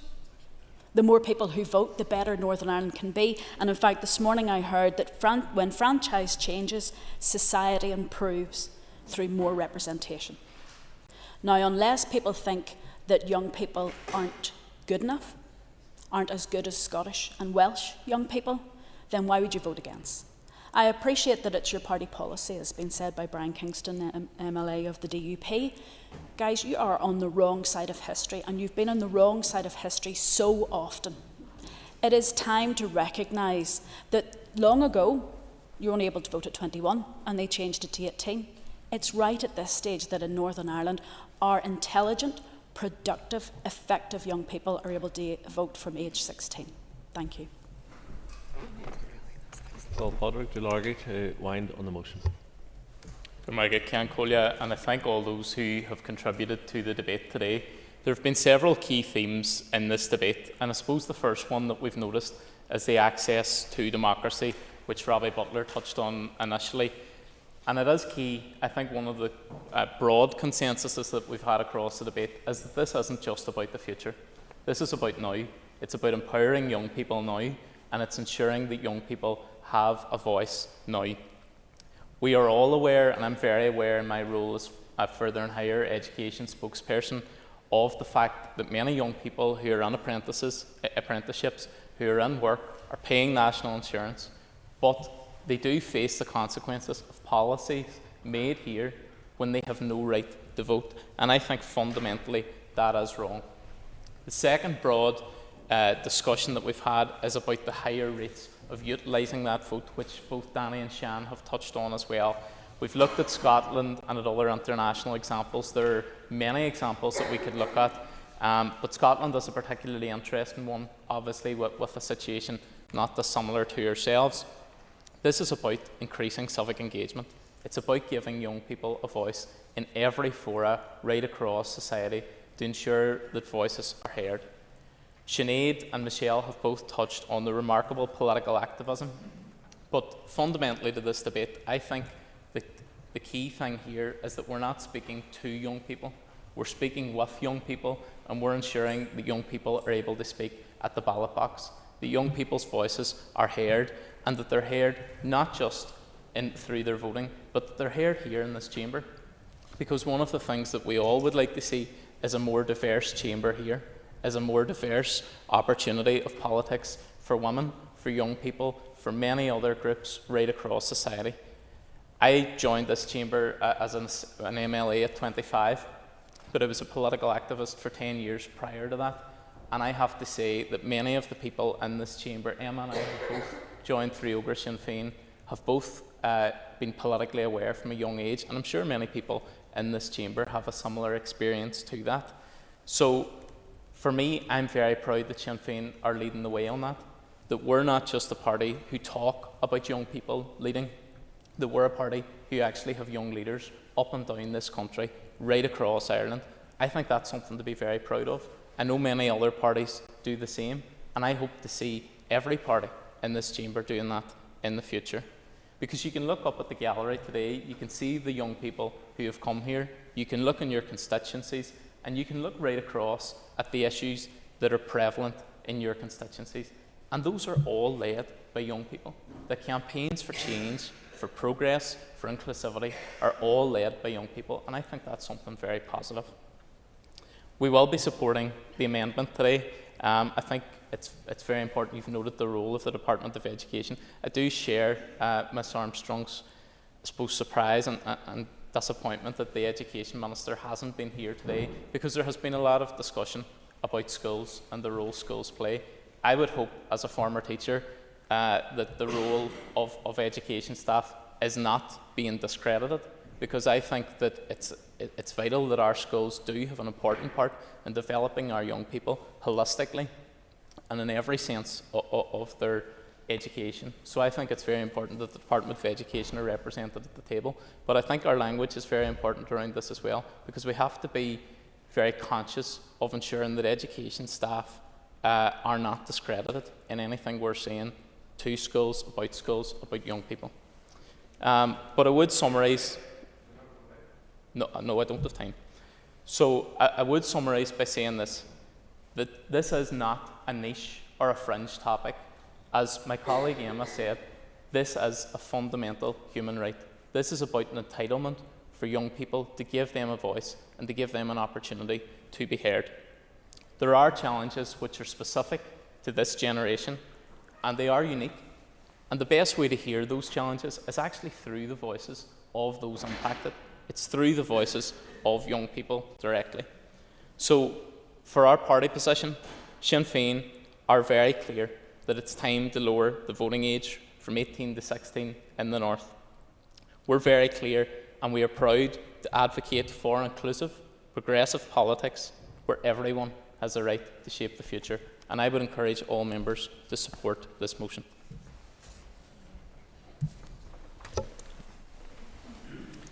I just remind the member that they didn't request any minister whenever they put the motion in, and that's why there is no ministers here, education or otherwise. I just point that out to you, that that's the case. So the first division then will be on the amendment, and the question is that the amendment standing in the name of Sean Mulholland, Kelly Armstrong, Michelle Guy, Nick Matheson and Andrew McMurray be made. All those in favour say aye. Aye. Contrary, if any, no. No. I think the ayes have it. The ayes have it.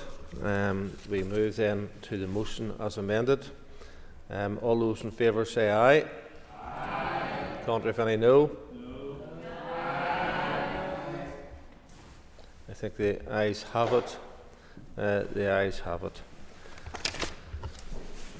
Members take their ease before we move to the next item of business. Thank you, Speaker.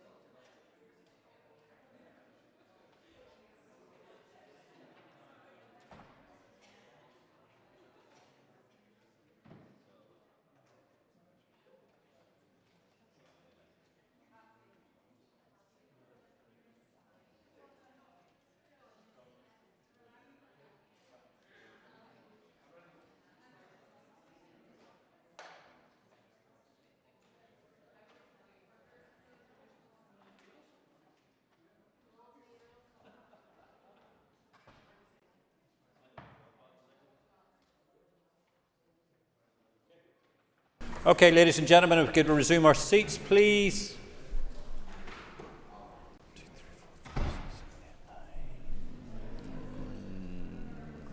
We're just okay. Ladies and gentlemen, the next item of business is a motion on high-quality mobile coverage in rural areas. Clark, could you please read the motion?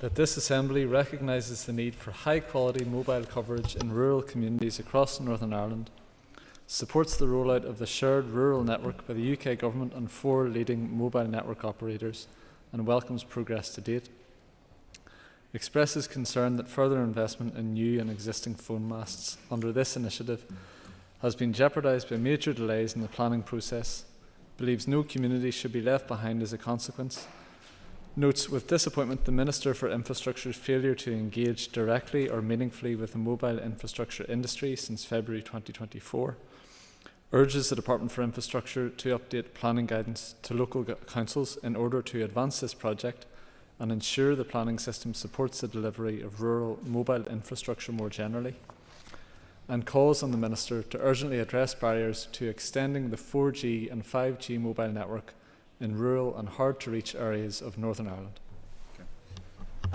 Just before I call Deborah Erskine to move the motion, I just like to remind members of our rule on sort of being quorate within the Assembly and the Assembly chamber.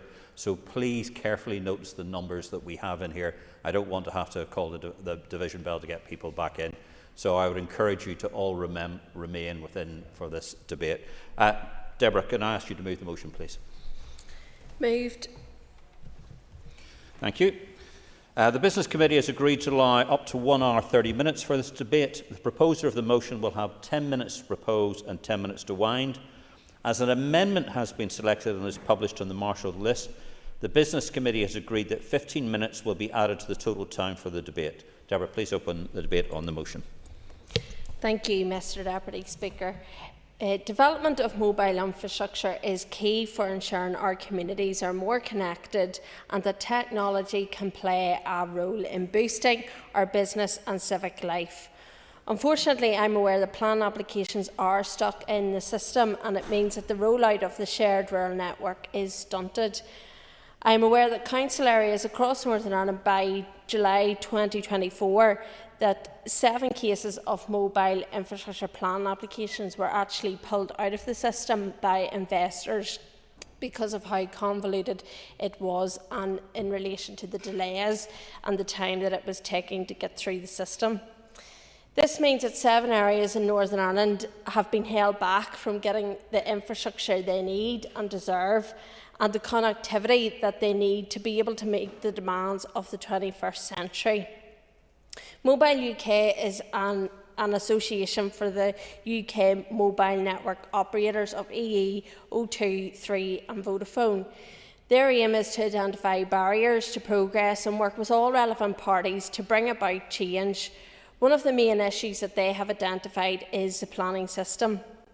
They have recognised that there is a workforce crisis in the system, whether that is in planning departments itself or with statutory consultees. And they've also found that uncertainty around the planning policy and delays in decision-making is causing private investors to go elsewhere. Planning decisions for mobile infrastructure often in what is known as hard to reach, and I detest that term, can take up to 2 years to complete. And we need to change that narrative. There appears to be a lack of awareness and weighting within the planning system around the social and economic benefits of mobile connectivity to society, which can inevitably lead to objections in the planning system. Mobile UK have been trying to put this case forward to the Minister, I believe, however, so far have been unable to do so. And despite Mobile UK being a member of the task force, it appears that the concerns have largely been ignored so far. We cannot continue to only point to the Mobile Action Task Force and the Barrier Busting Task Force when there is a blatant need to review the likes of permitted development rights and planning issues, which would unlock connectivity and improve shared rural network. Whilst today we will be supporting the amendment, I will say that I find it interesting that Sinn Féin have removed some of the criticism of their minister. However, I welcome the inclusion of the Economy Minister, as this is a cross-departmental matter. It seems that there is a lack of leadership in building mobile infrastructure, as planning sits with the Department of Infrastructure and telecoms policy sits with the Department for Economy. Therefore, there seems to be no clear lead to resolve the issues affecting further rollout. And yes, whilst permitted development rights were updated in 2020, the changes were superseded by those in Scotland and England. Their changes to permitted development rights took into account the need to speed up rollout and technological changes. And if we overcame the challenges in rollout, it would be a game changer for Northern Ireland, an economy which is now a leader in the likes of broadband rollout. We could do it again. The Further Communications Challenge Group has estimated the economic impact of 5G rollout and expected that by 2023 it could represent 164 billion to the UK economy, and sectors most likely to benefit would be manufacturing, construction and agriculture sectors. And I feel that we are lagging behind in relation to that investment into our economy. My department is committed to ensuring the transformative aspects of better mobile connectivity across Northern Ireland. It was a commitment in our manifesto, and certainly in my household, I would like to see better mobile connectivity, particularly in my rural Fermanagh and South Tyrone. It is imperative that we tackle the digital divide between urban and rural parts of Northern Ireland. And as I said, we simply cannot hide behind or point towards the Northern Ireland Barrier Busting Task Force Oversight Group. Yes, the Mobile Action Plan was published in June 2022, and the task force first met in December of the same year. However, since then, the planning subgroup, which was tasked with dealing and delivery on Pacific barrier busting themes, has only met twice. How can we say that a key barrier in getting better provision is being tackled if it's only met twice since then? The amendment points to the work of the Department for Economy in leading the Barrier Busting Task Force, but when I asked for a timeline for the completion of the Mobile Action Plan through the task force, there was no specific dates, but was told it would be discussed at the next meeting. I do not want to see Northern Ireland left behind. We need mobile infrastructure for the reasons outlined above. For health, our ambulance drivers need it for life-saving technology and equipment. We are also starting to look at the implementation of the All-Island Strategic Rail Review. 5G is being developed for rail, and it would be good to look into this when we are looking at building more and better rail links, that we include it in our delivery plans, or else we will have rail systems that will be updated before even tracks are laid here in Northern Ireland. In closing, I trust you can see the need to act on this, and whilst criticism, as I said, was taken out of our original motion because of lack of engagement on the planning related issues to mobile infrastructure, we will support the amendment, as it is imperative we all work together on this matter. Thank you. I call on Catherine Boland to move the amendment. Thank you, Catherine. Thank you. You will have 10 minutes to propose and 5 minutes to wind. All other speakers will have 5 minutes. Over to you, Catherine.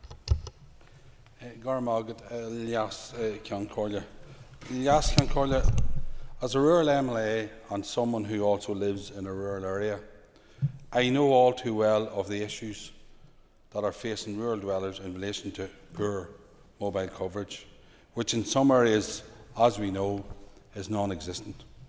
The lack of high-quality mobile coverage in rural areas causes everyday problems for local people. I welcome the opportunity for us to highlight these issues, to look at the work that is ongoing to address the problems which exist and what work still needs to be done. For many rural dwellers, the services they pay for relating to their mobile phone signal coverage in many cases do not serve them well when they are at home, which is quite possibly the place where they spend most of their time. This is not an issue that people who live in more urban areas experience, and I would imagine wouldn't have to deal with.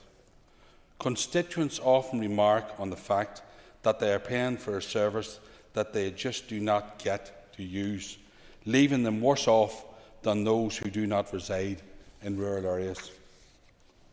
There is work for the phone network providers themselves to do to ensure local issues are worked on and addressed in a bid to provide more and better coverage for their rural customers. The shared rural network aims to improve geographic coverage to 79% of areas of natural beauty, up from 51% across these islands. But the investment in the north alone will not address all the issues we are aware of in our rural communities, as this scheme is heavily focused on rural Scotland, leaving the north without its fair share. Where areas have little to no mobile phone coverage, local people have become reliant on broadband coverage to be able to use Wi-Fi for calling and messaging. However, many members in this chamber will be aware of the shortcomings with Project Stratum, which has not yet made it into many local communities, leaving people without broadband coverage. This further compounds the issues people... Thank the member for giving way. The member will understand that there was 150 million secured for Project Stratum. What would have happened if that 150 million wasn't secured for rural areas? I appreciate the member's intervention, but for one who dealt with the situation when it presented itself, there was thousands of people left out in the original scheme, and we did welcome the scheme. But it's like the member said in her opening remarks, there are gaps out there, and that's why we brought our amendment today, and that's why we're trying to address those gaps. But nobody has criticised the Stratum. The project has left people out, and this is why this debate in the chamber today. However, many members will be aware of the shortcomings with Project Stratum, which has not yet made it into many local communities, leaving people without broadband coverage. This further compounds the issues people face with mobile coverage. Last Concordia, the motion highlights that the planning system is an issue for progress to be made on rural mobile coverage. Like in previous motions which came to this House in recent weeks, I do not refute that there are issues within the planning system. However, it is important to remember that applications such as those which deal with phone signal masts are dealt with at a local council level.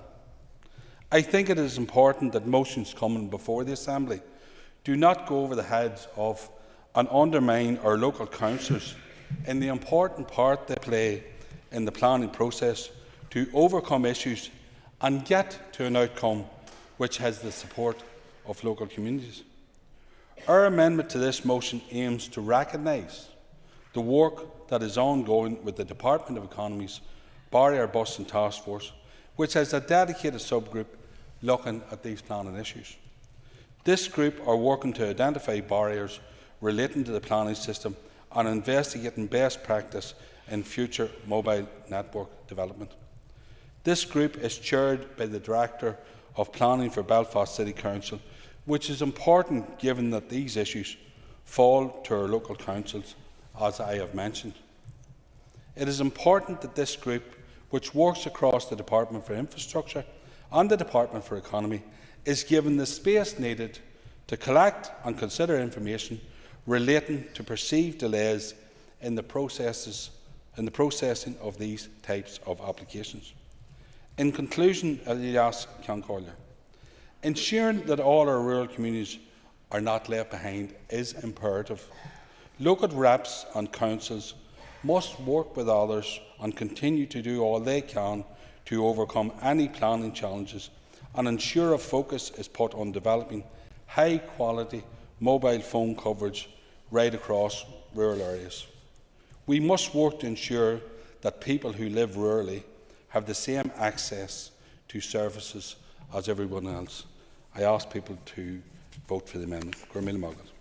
Thank you, Cathal. I call on Andrew McMurray. Thank you, Mr. Speaker. And I support the spirit of the motion and the subsequent amendment. High-quality mobile coverage is important to our economy, communities and public services. Improving rural connectivity is particularly important. Some rural areas in Northern Ireland are still held back by poor connectivity today. This affects business, investment and access to distance education and remote jobs and services. High-speed networks can provide access to important public services, for example, remote GP consultations. New technologies such as agri-tech and virtual reality rely on 5G. These technologies are particularly relevant for the agriculture and tourism sectors, but 5G is still not widely available in rural areas of Northern Ireland. It is important that our rural economies can benefit from these innovative technologies as much as possible. 4G coverage by at least one network is in the mid to high 90% in rural areas here, depending on how it is measured, but is lower in rural areas of Newry and Armagh, South Down and West Tyrone. We need to make sure that areas that currently don't have indoor access to 4G through any network are connected as soon as possible. For 5G coverage, the difference between rural and urban areas is much bigger. 5G coverage by at least one provider is currently only rolled out to about 50% of rural Northern Ireland compared to 80% of urban areas. The UK government, who is responsible for telecommunications, has a target of delivering standalone 5G coverage to all populated areas in the UK by 2030. It is fair to say that our rural areas have some way to go to meet this goal. I recognise 5G technology presents particular challenges in rural areas. Environmental and aesthetic considerations are also important in rural areas and need to be given due weight. I don't want to see 5G masts installed at any place at any cost, but we still need to ensure that we remove any unnecessary barriers to this technology where possible.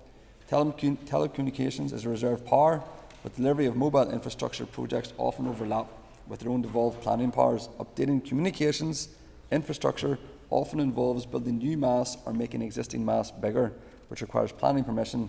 This typically is dealt with at council level. In 2022, the previous Minister of the Economy established a barrier-busting task force to identify and address the barriers preventing the fast and efficient deployment of mobile connectivity in Northern Ireland. This includes a planning subgroup which looks at barriers related to the planning system.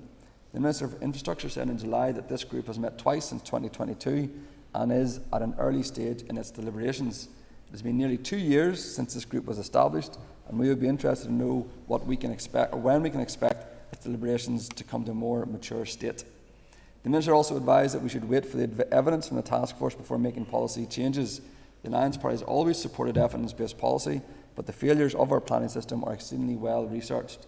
I spoke in this chamber only last week about some of the issues in relation to renewable energy infrastructure. These barriers are lack of progress on local development plans, capacity and skills shortage in planning departments within statutory consultees, financial sustainability of the planning system and a lack of cooperation between organisations and poor quality planning applications. Wind turbines and 5G masts have a lot in common, and I expect that the planning system fails them in similar ways. And many of the problems our planning system faces have nothing to do with the type of structure in question. Will the evidence from the task force and significant insight, or are we merely kicking the can down the road? The Alliance Party has long asked for fundamental reform to create a sustainable and functional planning system. Pre-application discussions and checklists for major applications will help reduce waiting times, as would statutory timeframes for determining applications and a sustainable funding model for the planning system. Thank you, Speaker. Thank you. I call on John Stewart. And I rise on behalf of the Ulster Unionist Party to support the original motion and also the amendment, and I agree with much of what has already been said by both the proposer of the motion and the amendment as well. And I think mobile coverage, Mr Deputy Speaker, is something that all of us, well, many and most of the people in Northern Ireland take for granted in 2024, but sadly, as we've heard from the statistics already said today, there's a significant minority of areas in Northern Ireland that still do not have that, and that is extremely frustrating for them. We've already heard about the economic impact of not having mobile phone coverage can have in those areas. We also hear about the community impacts as well, and we hear often on the Infrastructure Committee about how many now road traffic collisions are happening in rural roads. Many of those rural roads do not have mobile coverage, and that provides an additional safety impact on that as well. The proposer of the original motion talked about the frustrating term hard to reach areas, and I totally agree with that. They shouldn't be. I am, and I declare this interest, Mr Deputy Speaker, in a hard to reach area and I sympathise with the many people who are west of the band, but I live in East Antrim, and where I live and the houses surrounding me, there is zero mobile phone coverage, and it is not just an area that affects west of the province, it affects many people across Northern Ireland. You want to come in? Yeah, absolutely. For giving way, and I thank him for sympathising with the likes of myself who has to put on Wi-Fi calling just to get a signal. But in terms of, we're obviously aware that some masts have had 3G switched off, but we're not seeing that infrastructure coming in behind it, like elsewhere in the rest of the UK, to be able to continue the rollout of the likes of better 4G, 5G networks. That's a real problem, and we're seeing it. This motion points to rural, but we're also seeing that impact in some urban areas as well. And the member has an extra minute. And the member makes a really valid point. I think that is very frustrating, where people can be within touching distance to that infrastructure, but for whatever reason, whether it's not switched on or for whatever reason it isn't being provided with. I agree with the proposer as well of the amendment in terms of the processes within planning, and we did give that power, and it's been devolved down to local councils, and we're not asking to interfere with that, but just that the processes are streamlined and that there's an understanding about how essential this infrastructure is. When I can't imagine anyone particularly likes to look at a mobile phone mast, but in the same way that I don't like to look at an electric pylon in my garden, but it is a vital, essential piece of infrastructure that we all rely on a daily basis, and they are an essential evil in terms of that, and they must be provided. The proposer of the motion talked about the Mobile UK framework and the feedback they've given, and they talk about some of the delays, and the proposer mentioned about the 7 that have been withdrawn recently in terms of just suffering those delays. I know that in Fermanagh, South Tyrone, one planning process took up over 720 days, and I get that there has to be scrutiny and there has to be process, and the planning committees and planners must be given their time, but that seems excessive for something that we all accept as a vital infrastructural asset. And the people who are impacted most by that were the 8,000 or 9,000 people who were living in that new area who required this most and were relying on other technologies. So I do support, Mr Deputy Speaker, Mobile UK 6-point plan. I don't think there's a great deal to be in opposition about. Increased funding for planning services, recognising the importance of mobile infrastructure in the planning process, hiring digital champions to support planning process, attracting and retaining talent, which is vital, improving planning policy frameworks, and fostering proactive digital leadership from councils. I think all of those are something that we could all get behind and support as well. To finish, obviously, as well, there are many new and emerging technologies that would go hand in hand with this to support that, and I think it would be vital that both whether it's the infrastructure, the economy minister, and all of us get behind supporting that future technology. I've had the avail of it in my area, and I know many others are doing the same. So I suppose it's important to look towards that and make sure that the processes are in place to support that as well. But as I say, we'll be supporting both the original motion and the amendment. Thank you very much, Mr Deputy Speaker. Thank you, John. I call on Mark Durkin. I'm a wee bit unsure about the motion in front of us today, a motion that levels, in my view, unfounded criticism at a minister, and I remain unsure about what efforts the minister has made to engage with the mobile constructive. I don't know what efforts the minister has made to engage with the mobile infrastructure industry, and to be fair, what efforts the industry has made to engage with the minister. I'm sure he will inform us. On the other hand, we have a Sinn Féin amendment that looks to give credit to another minister and his barrier-busting task force. I've not seen much or any evidence that the work done by this group is actually busting barriers or that mobile coverage has improved. In fact, I'd argue it's quite the opposite. From personal experience and anecdotal evidence, there appears to be an increase in the number of not spots. I want to focus on how we resolve these practical issues and how the lack of coverage impacts people on a daily basis, rather than play the political blame game. And I, for one, am fed up with tit-for-tat motions that distract and detract from the issues at hand. The member give way. Certainly. Thank you. It's an issue I haven't maybe heard raised at this stage, and I understand that lots of people are in areas where they can't receive a signal. But I don't know if in rural constituencies people have the frustration I have, that whenever you drive from point A to point B, you used to have a signal. You used to be able to have a phone call, but all of a sudden it's littered right across areas where the phone call drops. I had one phone call with a constituent in a space of about 5 miles. The phone call dropped 8 times That didn't happen before, and I hope that the Minister might be able to put some pressure on the phone companies to find out why they're actually reducing the services and making them worse in areas rather than better. And the member has an extra minute. I thank the member for his intervention.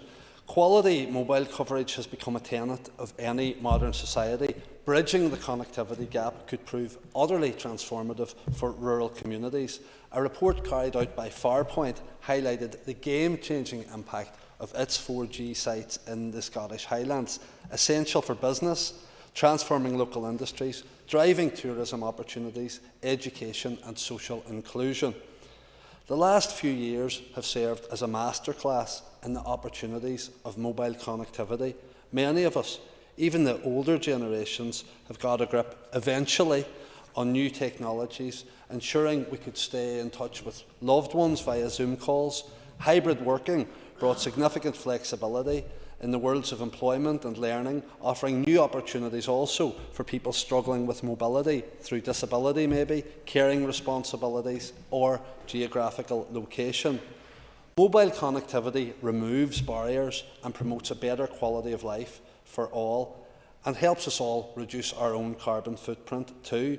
But many living, especially in rural areas, have been excluded from the chances afforded by modernity, left isolated both geographically and by subpar infrastructure.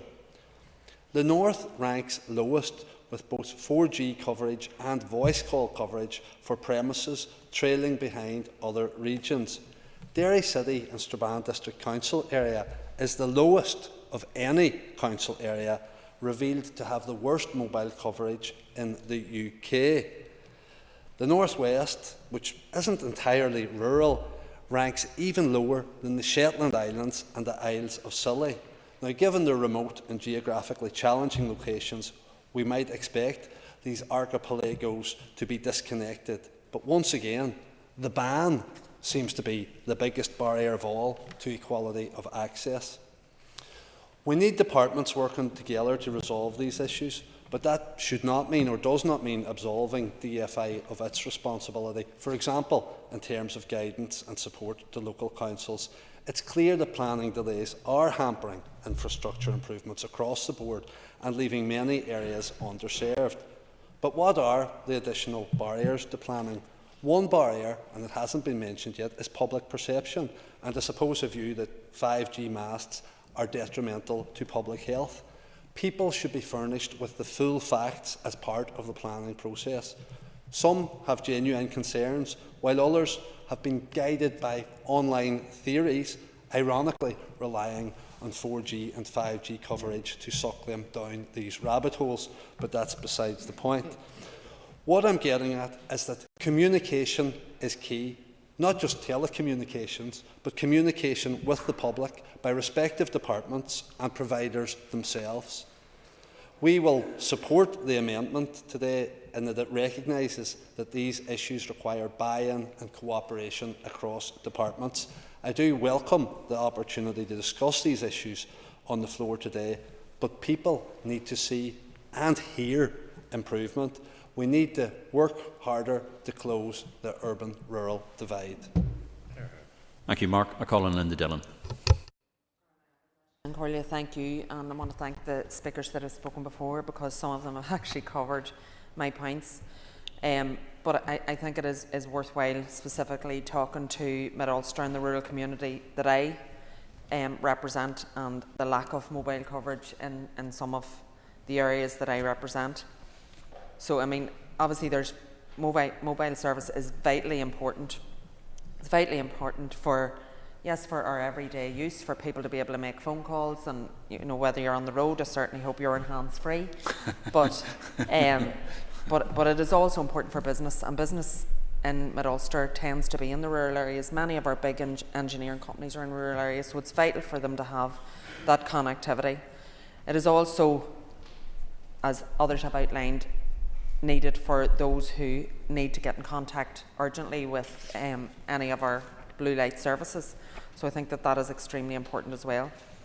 So, I mean, whether it's a business or a resident in the Wishing Bay area of Killian or Derryloughlin, or an emergency in a rural road, mobile connectivity is a lifeline. So in speaking to this motion, I think it's important to address the key issues, the responsibility of mobile providers and the role of the planning process. Firstly, I want to emphasise that the planning process exists for a reason, and others have outlined this as well. It ensures that we maintain a balance between the need for infrastructure and the rights of residents and rural dwellers. We cannot bypass these protections in a rush to build more mass or roll out new infrastructure without considering the impact on local areas and residents who live there, and they deserve to be part of the conversation about how infrastructure is developed. And that was alluded to by the previous speaker, that it is about communication, it is about talking to these communities. They're up for it, but they need to understand what's happening and why it's happening. Planning safeguards are critical to ensuring that mobile mass and other infrastructure are introduced in a way that respects local character, the environment and the well-being of residents. That said, I believe that the real issue lies with the mobile providers themselves. And as I have said, in my area of Mid-Ulster, and particularly I'm thinking of the Killian, Derrylahan area of the Wyshan Bay, there already is the physical infrastructure, but the mobile companies are choosing not to upgrade or properly invest in that infrastructure. And that goes back to points that have already been made around collaboration and everybody working together. Mobile providers are choosing not to invest in rural areas, and they need to be answerable as to why that is, whether it is a rural area in Mid-Ulster or a rural area in Strabane or Derry. It's creating a digital divide that is leaving our rural communities behind. Our local council have been very supportive of the residents in these areas that have no mobile coverage, but thus far there has been no satisfactory response from the companies responsible. The lack of investment from mobile phone companies leaves rural areas with substandard service compared to urban areas, and we can't allow this urban-rural divide to grow. The providers are reaping the benefits of serving urban customers, whilst I do acknowledge there are some issues in some urban areas, while neglecting many of our rural communities, and thus neglecting the businesses and residents who depend upon it. Reliable mobile coverage is crucial for emergency services, as I've already outlined. In rural areas where the response times can be longer, the ability to make a phone call in a crisis can make all the difference. Yet, because again of the lack of infrastructure and the lack of investment from the mobile providers, our residents are left vulnerable. I welcome the proposed amendment to the motion and acknowledge the work being done by the Department for the Economy and the Barrier Busting Task Force, and I have no doubt that more work needs to happen in that area. And again, that goes back to what we've already talked about. It is about collaboration, it is about all stakeholders, that is the departments, local councils, the mobile network communities and mobile network companies and our local communities. So the amendment reinforces the idea that no community should be left behind. It emphasises the need for a well-rounded approach that ensures rural communities receive the mobile coverage they need.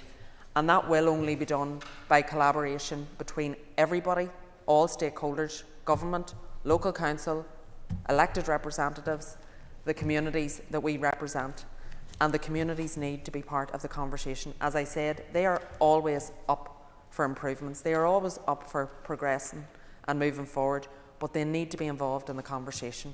So I thank the proposers of the motion and the amendment today. Margaret. Thank you, Linda. And I call on Keith Buchanan. Thank you, Deputy Speaker. Access to reliable and fast digital connectivity is essential to our rural community and rural economies and all areas, but also allows people to stay in touch with friends and family. This connectivity should be affordable and is essential we work collectively to deliver for our constituents. Constituents should have adequate coverage whether they live in rural, suburban or urban areas. Coverage varies in different parts of the country, with urban areas having better coverage broadly than rural areas. Recently, I've been in contact with O2, Virgin Media and Vodafone regarding coverage in Mid-Ulster, and I will continue to liaise with all providers to ensure not only constituents but the whole of Northern Ireland receives the service necessary. I have noticed recently areas that had good coverage has now disappeared, as Colin mentioned this previously.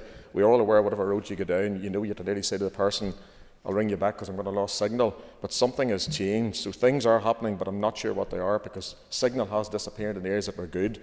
Example, A29 corridor was perfect coverage, now it just completely disappears in part of it. So something is changing.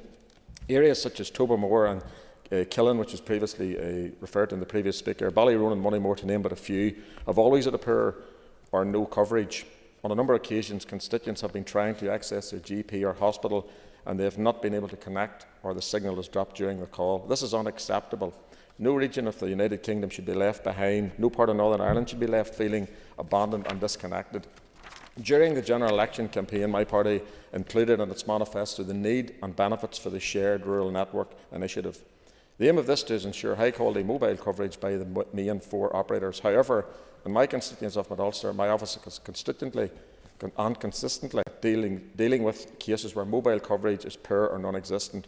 It was my party who secured the £150 million in 2017 and spearheaded the provision of full fibre broadband across Northern Ireland, and I continue to ensure that this rollout will be completed by the end of 2025. And I just want to pick up on Cahill's point earlier. Obviously, a lot of places were not and didn't make it onto the white list, and possibly the Department of Finance could maybe answer that question, why their system didn't put those houses onto the list, and then they would have gone onto the white list for that. And that is, appreciate that has caused problems across Northern Ireland, but a lot of those buildings were there, but were not existing on the list, and the Department of Finance didn't bring that across the Department of Economy. So that's something we're going to have another discussion on another day. So we must build on this and ensure we have proper and adequate mobile coverage for all communities. The provision of high-quality mobile coverage is essential in rural areas and will not only help individuals make personal calls, but allow business to stay in touch with suppliers and customers whilst making everyday banking and electronic payments more accessible. Local councils need to have the capacity and clear guidance to handle planning applications that are integral to developing SRN projects and investing in new digital infrastructure in rural areas. We need coverage, but we don't need unnecessary mass. I think it was touched by Andrew and John earlier. Providers moving from the traditional hilltop mast to roadside poles. I am no telecommunications engineer, but recent applications to Mid Ulster Council were not optimising, I repeat, not optimising the mass share or site share policy, part of that policy. Everybody who seems to want their own, they're not site sharing and they're not mass sharing as they should do, and councils are not aware of that issue. So it's not for every provider to have their own mast. And we see that moving from, as I referred to earlier, traditional hilltop to roadside mast is to prevent payment to landowners, but that's reducing signal quality. So it's something the councils are not aware of. I think there's a wee bit of work to be done on that. So in closing, Deputy Speaker, I look forward to the Minister's comments on this issue and the steps he can take along with other executive colleagues to address this problem. Thank you, Keith. I call on Justin McNulty.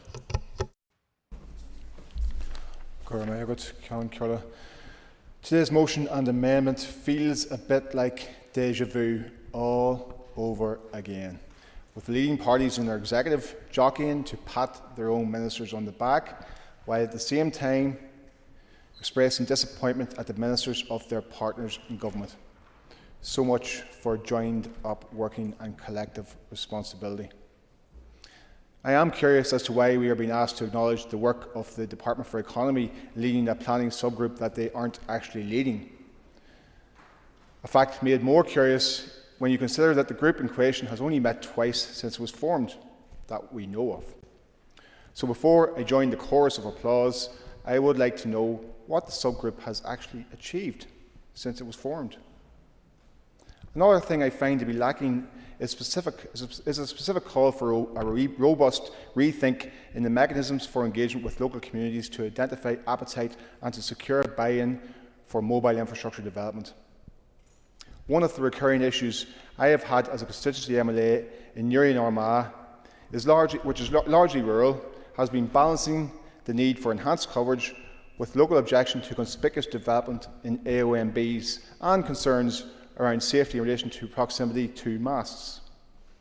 If the call today is for an overhaul of processes, I would like to see more thought shown on how the Executive proposes to bring local communities into the process more meaningfully. The DUP want to update planning guidance to prioritise mobile infrastructure. How will this chime with existing planning guidance for rural development? How do the Executive plan to avoid a two-tier planning system that prioritises development of rural mobile infrastructure while leaving family farms and rural housing out in the cold?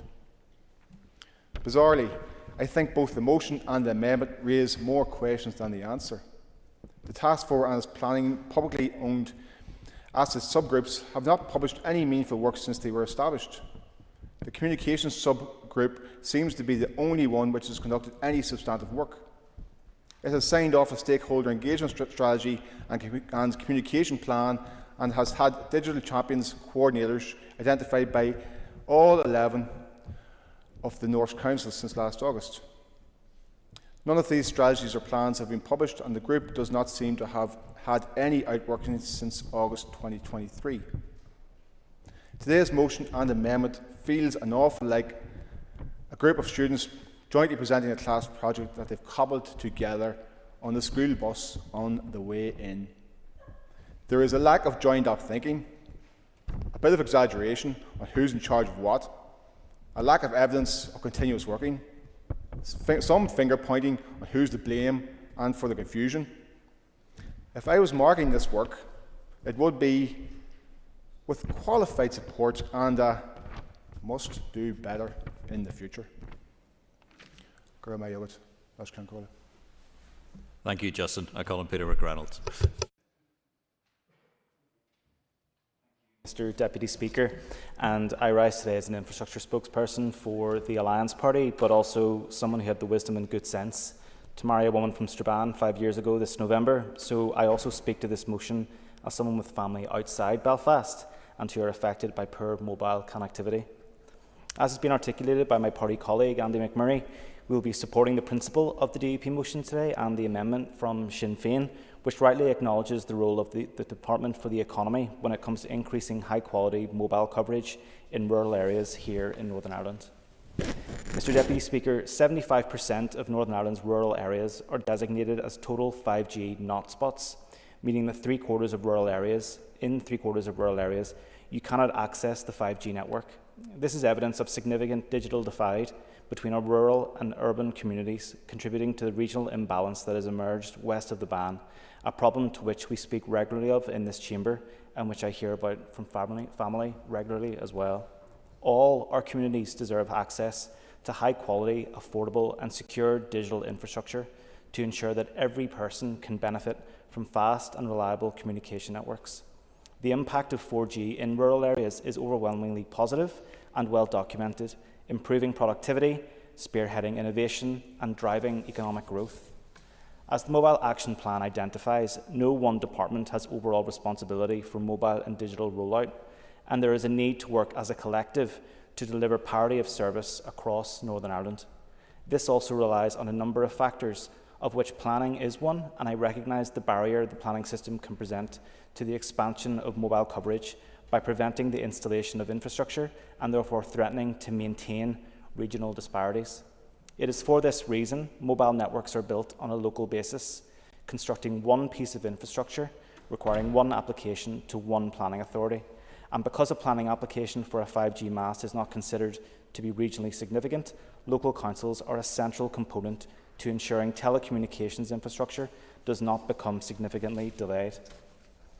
It is largely under the remit of councils to adopt policies that address important planning considerations within their local development plans, and I would appreciate today an update from the Minister on the work that he has been doing with his departmental officials to aid the progression of the LDP process, and on the engagement he has had with the NI Barrier Breaking Task Force Planning Subgroup, and that is a bit of a mouthful. I haven't said that out loud yet, that was a mouthful, on the issue of mobile phone coverage. Similar to the proposer of the motion, I was aware that responses to written questions, the subgroup hasn't met as frequently as the economy officials, so I'd be keen to hear from the Minister as well as to why that is the case. As has come up so frequently in this chamber, planning and planning reform is a major concern for developers, businesses and residents across Northern Ireland, and I suspect it will be a key area of discussion tomorrow morning when the Minister will be joining us at the Infrastructure Committee. We have to make sure those involved are planning or doing anything and everything they can to maximise opportunities for all those who live here. Achieving a balance, yes, but all too often I'm hearing that the system itself is log-jammed with applications and forcing it to grind to a halt. Mr Deputy Speaker, we have a responsibility to nurture the right environment for the investment in and the rollout of mobile infrastructure, and this extends across public perceptions, planning, costs and public assets, barriers which the Mobile Action Plan NI identified. I look forward to the Minister's update on the work he has been doing in this area and how he is making sure that he and his officials are doing all they can to make sure that the planning process is playing its part in ensuring our rural communities are not left disconnected. Thank you. Thank you, Peter. I call on Patsy McClone.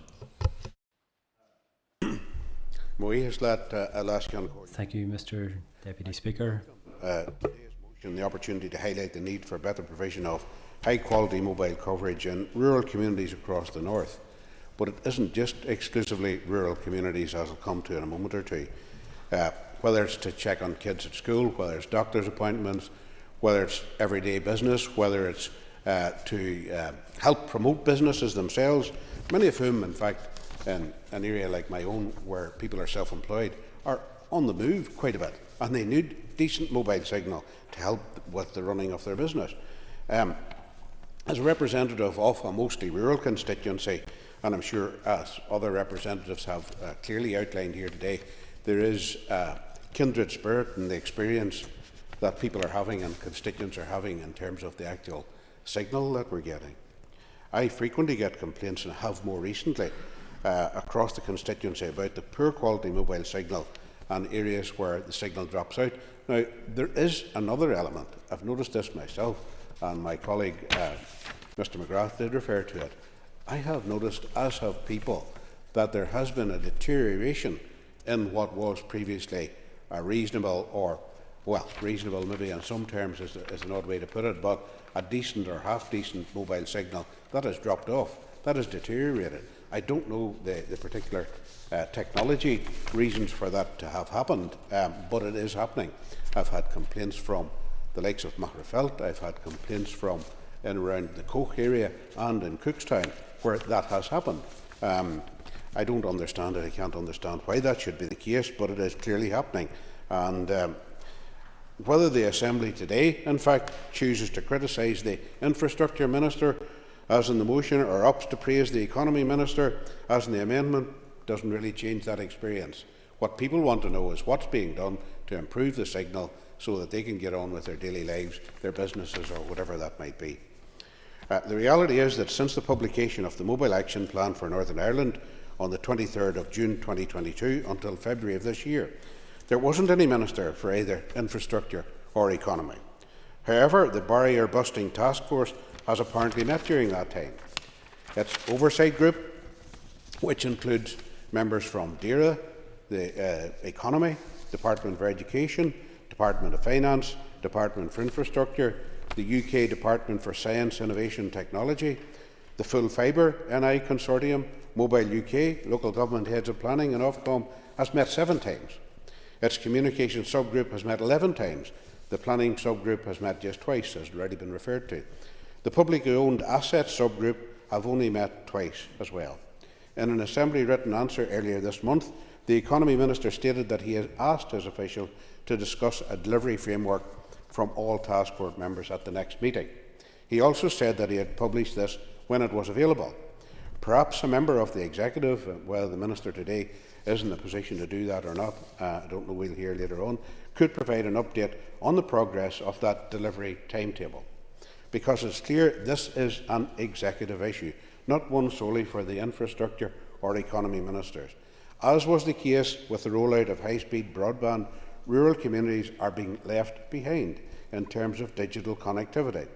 Unless the task force starts to deliver on addressing the barriers to extending the 4G and 5G mobile network in rural areas and some of the rural towns, then the shared rural network will continue to come up against those barriers. If the issue is planning, then let's see the task force proposals to address that. If putting masts on publicly owned assets will improve mobile coverage in rural areas, let's see the task force proposals on that too. If there are other issues again, let's see the task force proposals. A continued failure to deliver will mean rural communities, rural villages, rural towns will continue to experience that poor quality mobile coverage that they are presently having to endure. It will mean they, and by that I mean we, will continue to be left behind by the Executive.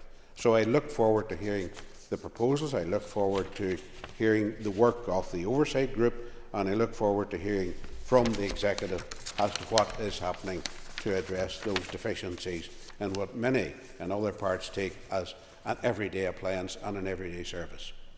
Thank you very much indeed, Patsy. Minister, and just before I call you, you have up to 15 minutes, but we may have to stop at, we will be stopping at 1 o'clock. Okay. Thank you, Minister. Thank you, Lascan Collier. I welcome the opportunity to respond to this motion on the very important topic of mobile infrastructure in rural areas, and I welcome the contribution from members during the debate. I fully agree with the need for high quality mobile coverage in rural communities and indeed in urban parts of this region too. Modern, efficient telecommunications infrastructure is an essential and beneficial element of everyday living for the people and our visitors. Improving our digital infrastructure is vital to our economy, and planning has a crucial role to play in supporting delivery of this infrastructure. Facilitating appropriate proposals which deliver a high level of connectivity whilst ensuring the provision of such infrastructure is sited and designed to keep environmental impacts to a minimum. I fully support the public investment and rollout of the 4G Shared Rural Network initiative, and I am pleased to note the considerable progress made by participating network operators. Ofcom is responsible for measuring each operator's coverage to ensure that they have met the individual requirements under their licence obligations. On the 12th of September, Ofcom published a statement on the mobile network operators' compliance with their SRN geographical coverage obligations for June 2024. Members will be pleased to learn that Ofcom noted that BT, EE, Virgin Media, O2 and Vodafone have met 88% of the UK-wide threshold, including coverage obligations for the North. I further expect that Ofcom will update their assessments in the coming months to confirm that 3 has also since met their obligations thresholds. I also suspect that gains so far will improve mobile coverage in our rural areas. Turning to the suggestion in the motion that major delays in the planning process have jeopardised the Shared Rural Network initiative, the planning system and the Council planning authorities have played a key enabling role in the delivery of telecommunications infrastructure over recent years. By way of examples, members will be interested to note that official planning statistics for the period April 21 to March 24 indicate that 165 planning applications for telecoms development overall has been approved. This demonstrates that the planning system is supporting appropriate proposals, and it is worth turning members to this point. We have a planning system which is based on the rights of the applicant and the rights of the objector or concerned resident or neighbour, whoever it may be. We could have a 100% success rate for any application if we simply had a planning application process which was someone applies, gets approval. We could have it on the other side of it where an objector, if a person objects, then nothing goes ahead. But that's not the system we operate. We have a system where an applicant is invited to submit an application. The key to success of that application, in my opinion, is that that application is fully formatted and has all the information required when it is submitted. And then it goes through a number of processes to ensure that it meets with planning policy, regulations, etc., etc. Any objections that are raised are also assessed. Some of those objections can be either minor or major, and they also have to be fully interrogated and investigated before a decision can be made. So the planning process, I understand why people would want, and it's perfectly justifiable for a variety of reasons, a speedy process, but we also have to have an effective and efficient process as well. It's worth noting that delivering for rural communities across the north when it comes to increasing mobile network coverage, but it's also right our planning system is capable of protecting communities and long-term public interests from inappropriate development proposals. My department maintains a positive working relationship with mobile operators, and my officials remain committed to working structurally with the industry and with other key stakeholders. In turning to the criticism of myself in the original motion, criticism of a minister or a member of this House is it's fair enough, and when justified, it's even more fair. But I just want to put on the record, I've had 2 invites to meet from the telecommunications industry. One from the Umbrella Group, which I did not fulfil. They met with senior officials. And another one from Vodafone UK, which I did meet. I did fulfil that, and I met with that group. I've had no other correspondence from any of the mobile phone industry in regards their concerns around the planning system, or the role of myself, or the role of the barrier busting task force. If they wish to write to me again, I take it under consideration, as I do all invites to meet, and I'll give it due consideration moving forward. Since 2019, officials have continued to sit on the SRN working group building up a constructive working relationship with Mobile UK to help ensure that this initiative has progressed across this region. The Department was previously represented on a DFA cross-sectoral working group that led engagement with the industry and oversaw the publication of the Mobile Action Plan on the 23rd of June 2022. The Mobile Action Plan sets out 8 actions, including the creation of a DFE-led barrier busting task force, which commenced later that year. My department is currently represented on this body. Officials have participated in the planning subgroup of the barrier busting task force, which is rightly chaired by local government, in this instance a representative from Belfast City Council. Both groups also include industry representatives. I note the concern of members that the group has only met twice. I will undertake, following this debate, to go back and see what barriers there are to the barrier busting task force group meeting, and see if we can ensure that group meets on a more regular basis, and that the issues at the heart of concern are dealt with in a way in which they can be dealt with. I suspect some within the industry are seeking permitted developments for new masts, etc. I don't think that's the road to go down. Some members of the House have already expressed concerns about the visual impact telephone communications masts can have in rural communities. Also concerns of some residents, in some instances ill-informed. And I think it's only right and proper that when new significant development is proposed in an area, communities have a right to raise their concerns, and those concerns are dealt with appropriately through planning legislation. Yes? Sorry, I know time is against us, and I thank the Minister for giving way, and I thank him for his commitment and going back to look at what are the barriers to that group meeting, because I think that's essential. In terms of the umbrella group that he did not fulfil, but I know officials fulfilled, I'm sure he was appraised of some of the planning issues that were brought up at that meeting, and hopefully those can be also taken forward in relation to reviewing what the barriers are there with the task force meeting. Regrettably, time has now run away with us. The Business Committee has arranged to meet at 1 p.m. today. I propose, therefore, by leave of the Assembly, to suspend the sitting until 2 p.m.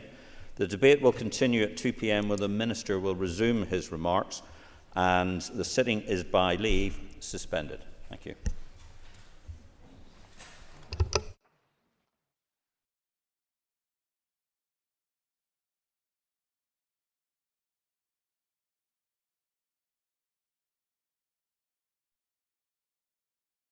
Assembly Chamber. Sound.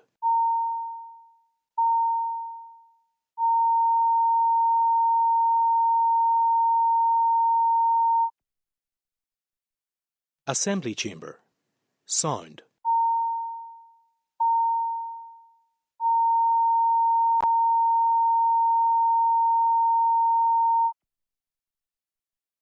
Assembly Chamber.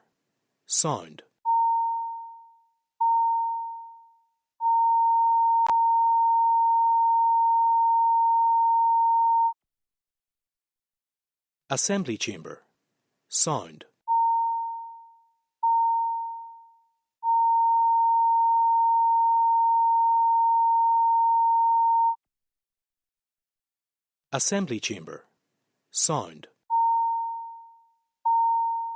Assembly Chamber. Sound.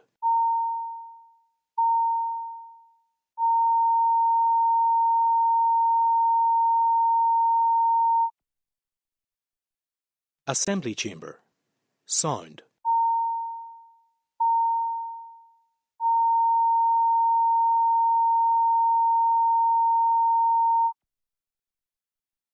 Assembly Chamber. Sound.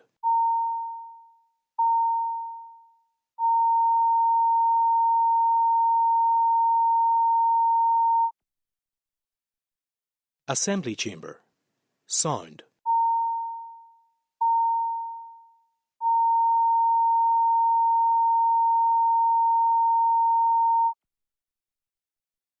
Assembly Chamber. Sound.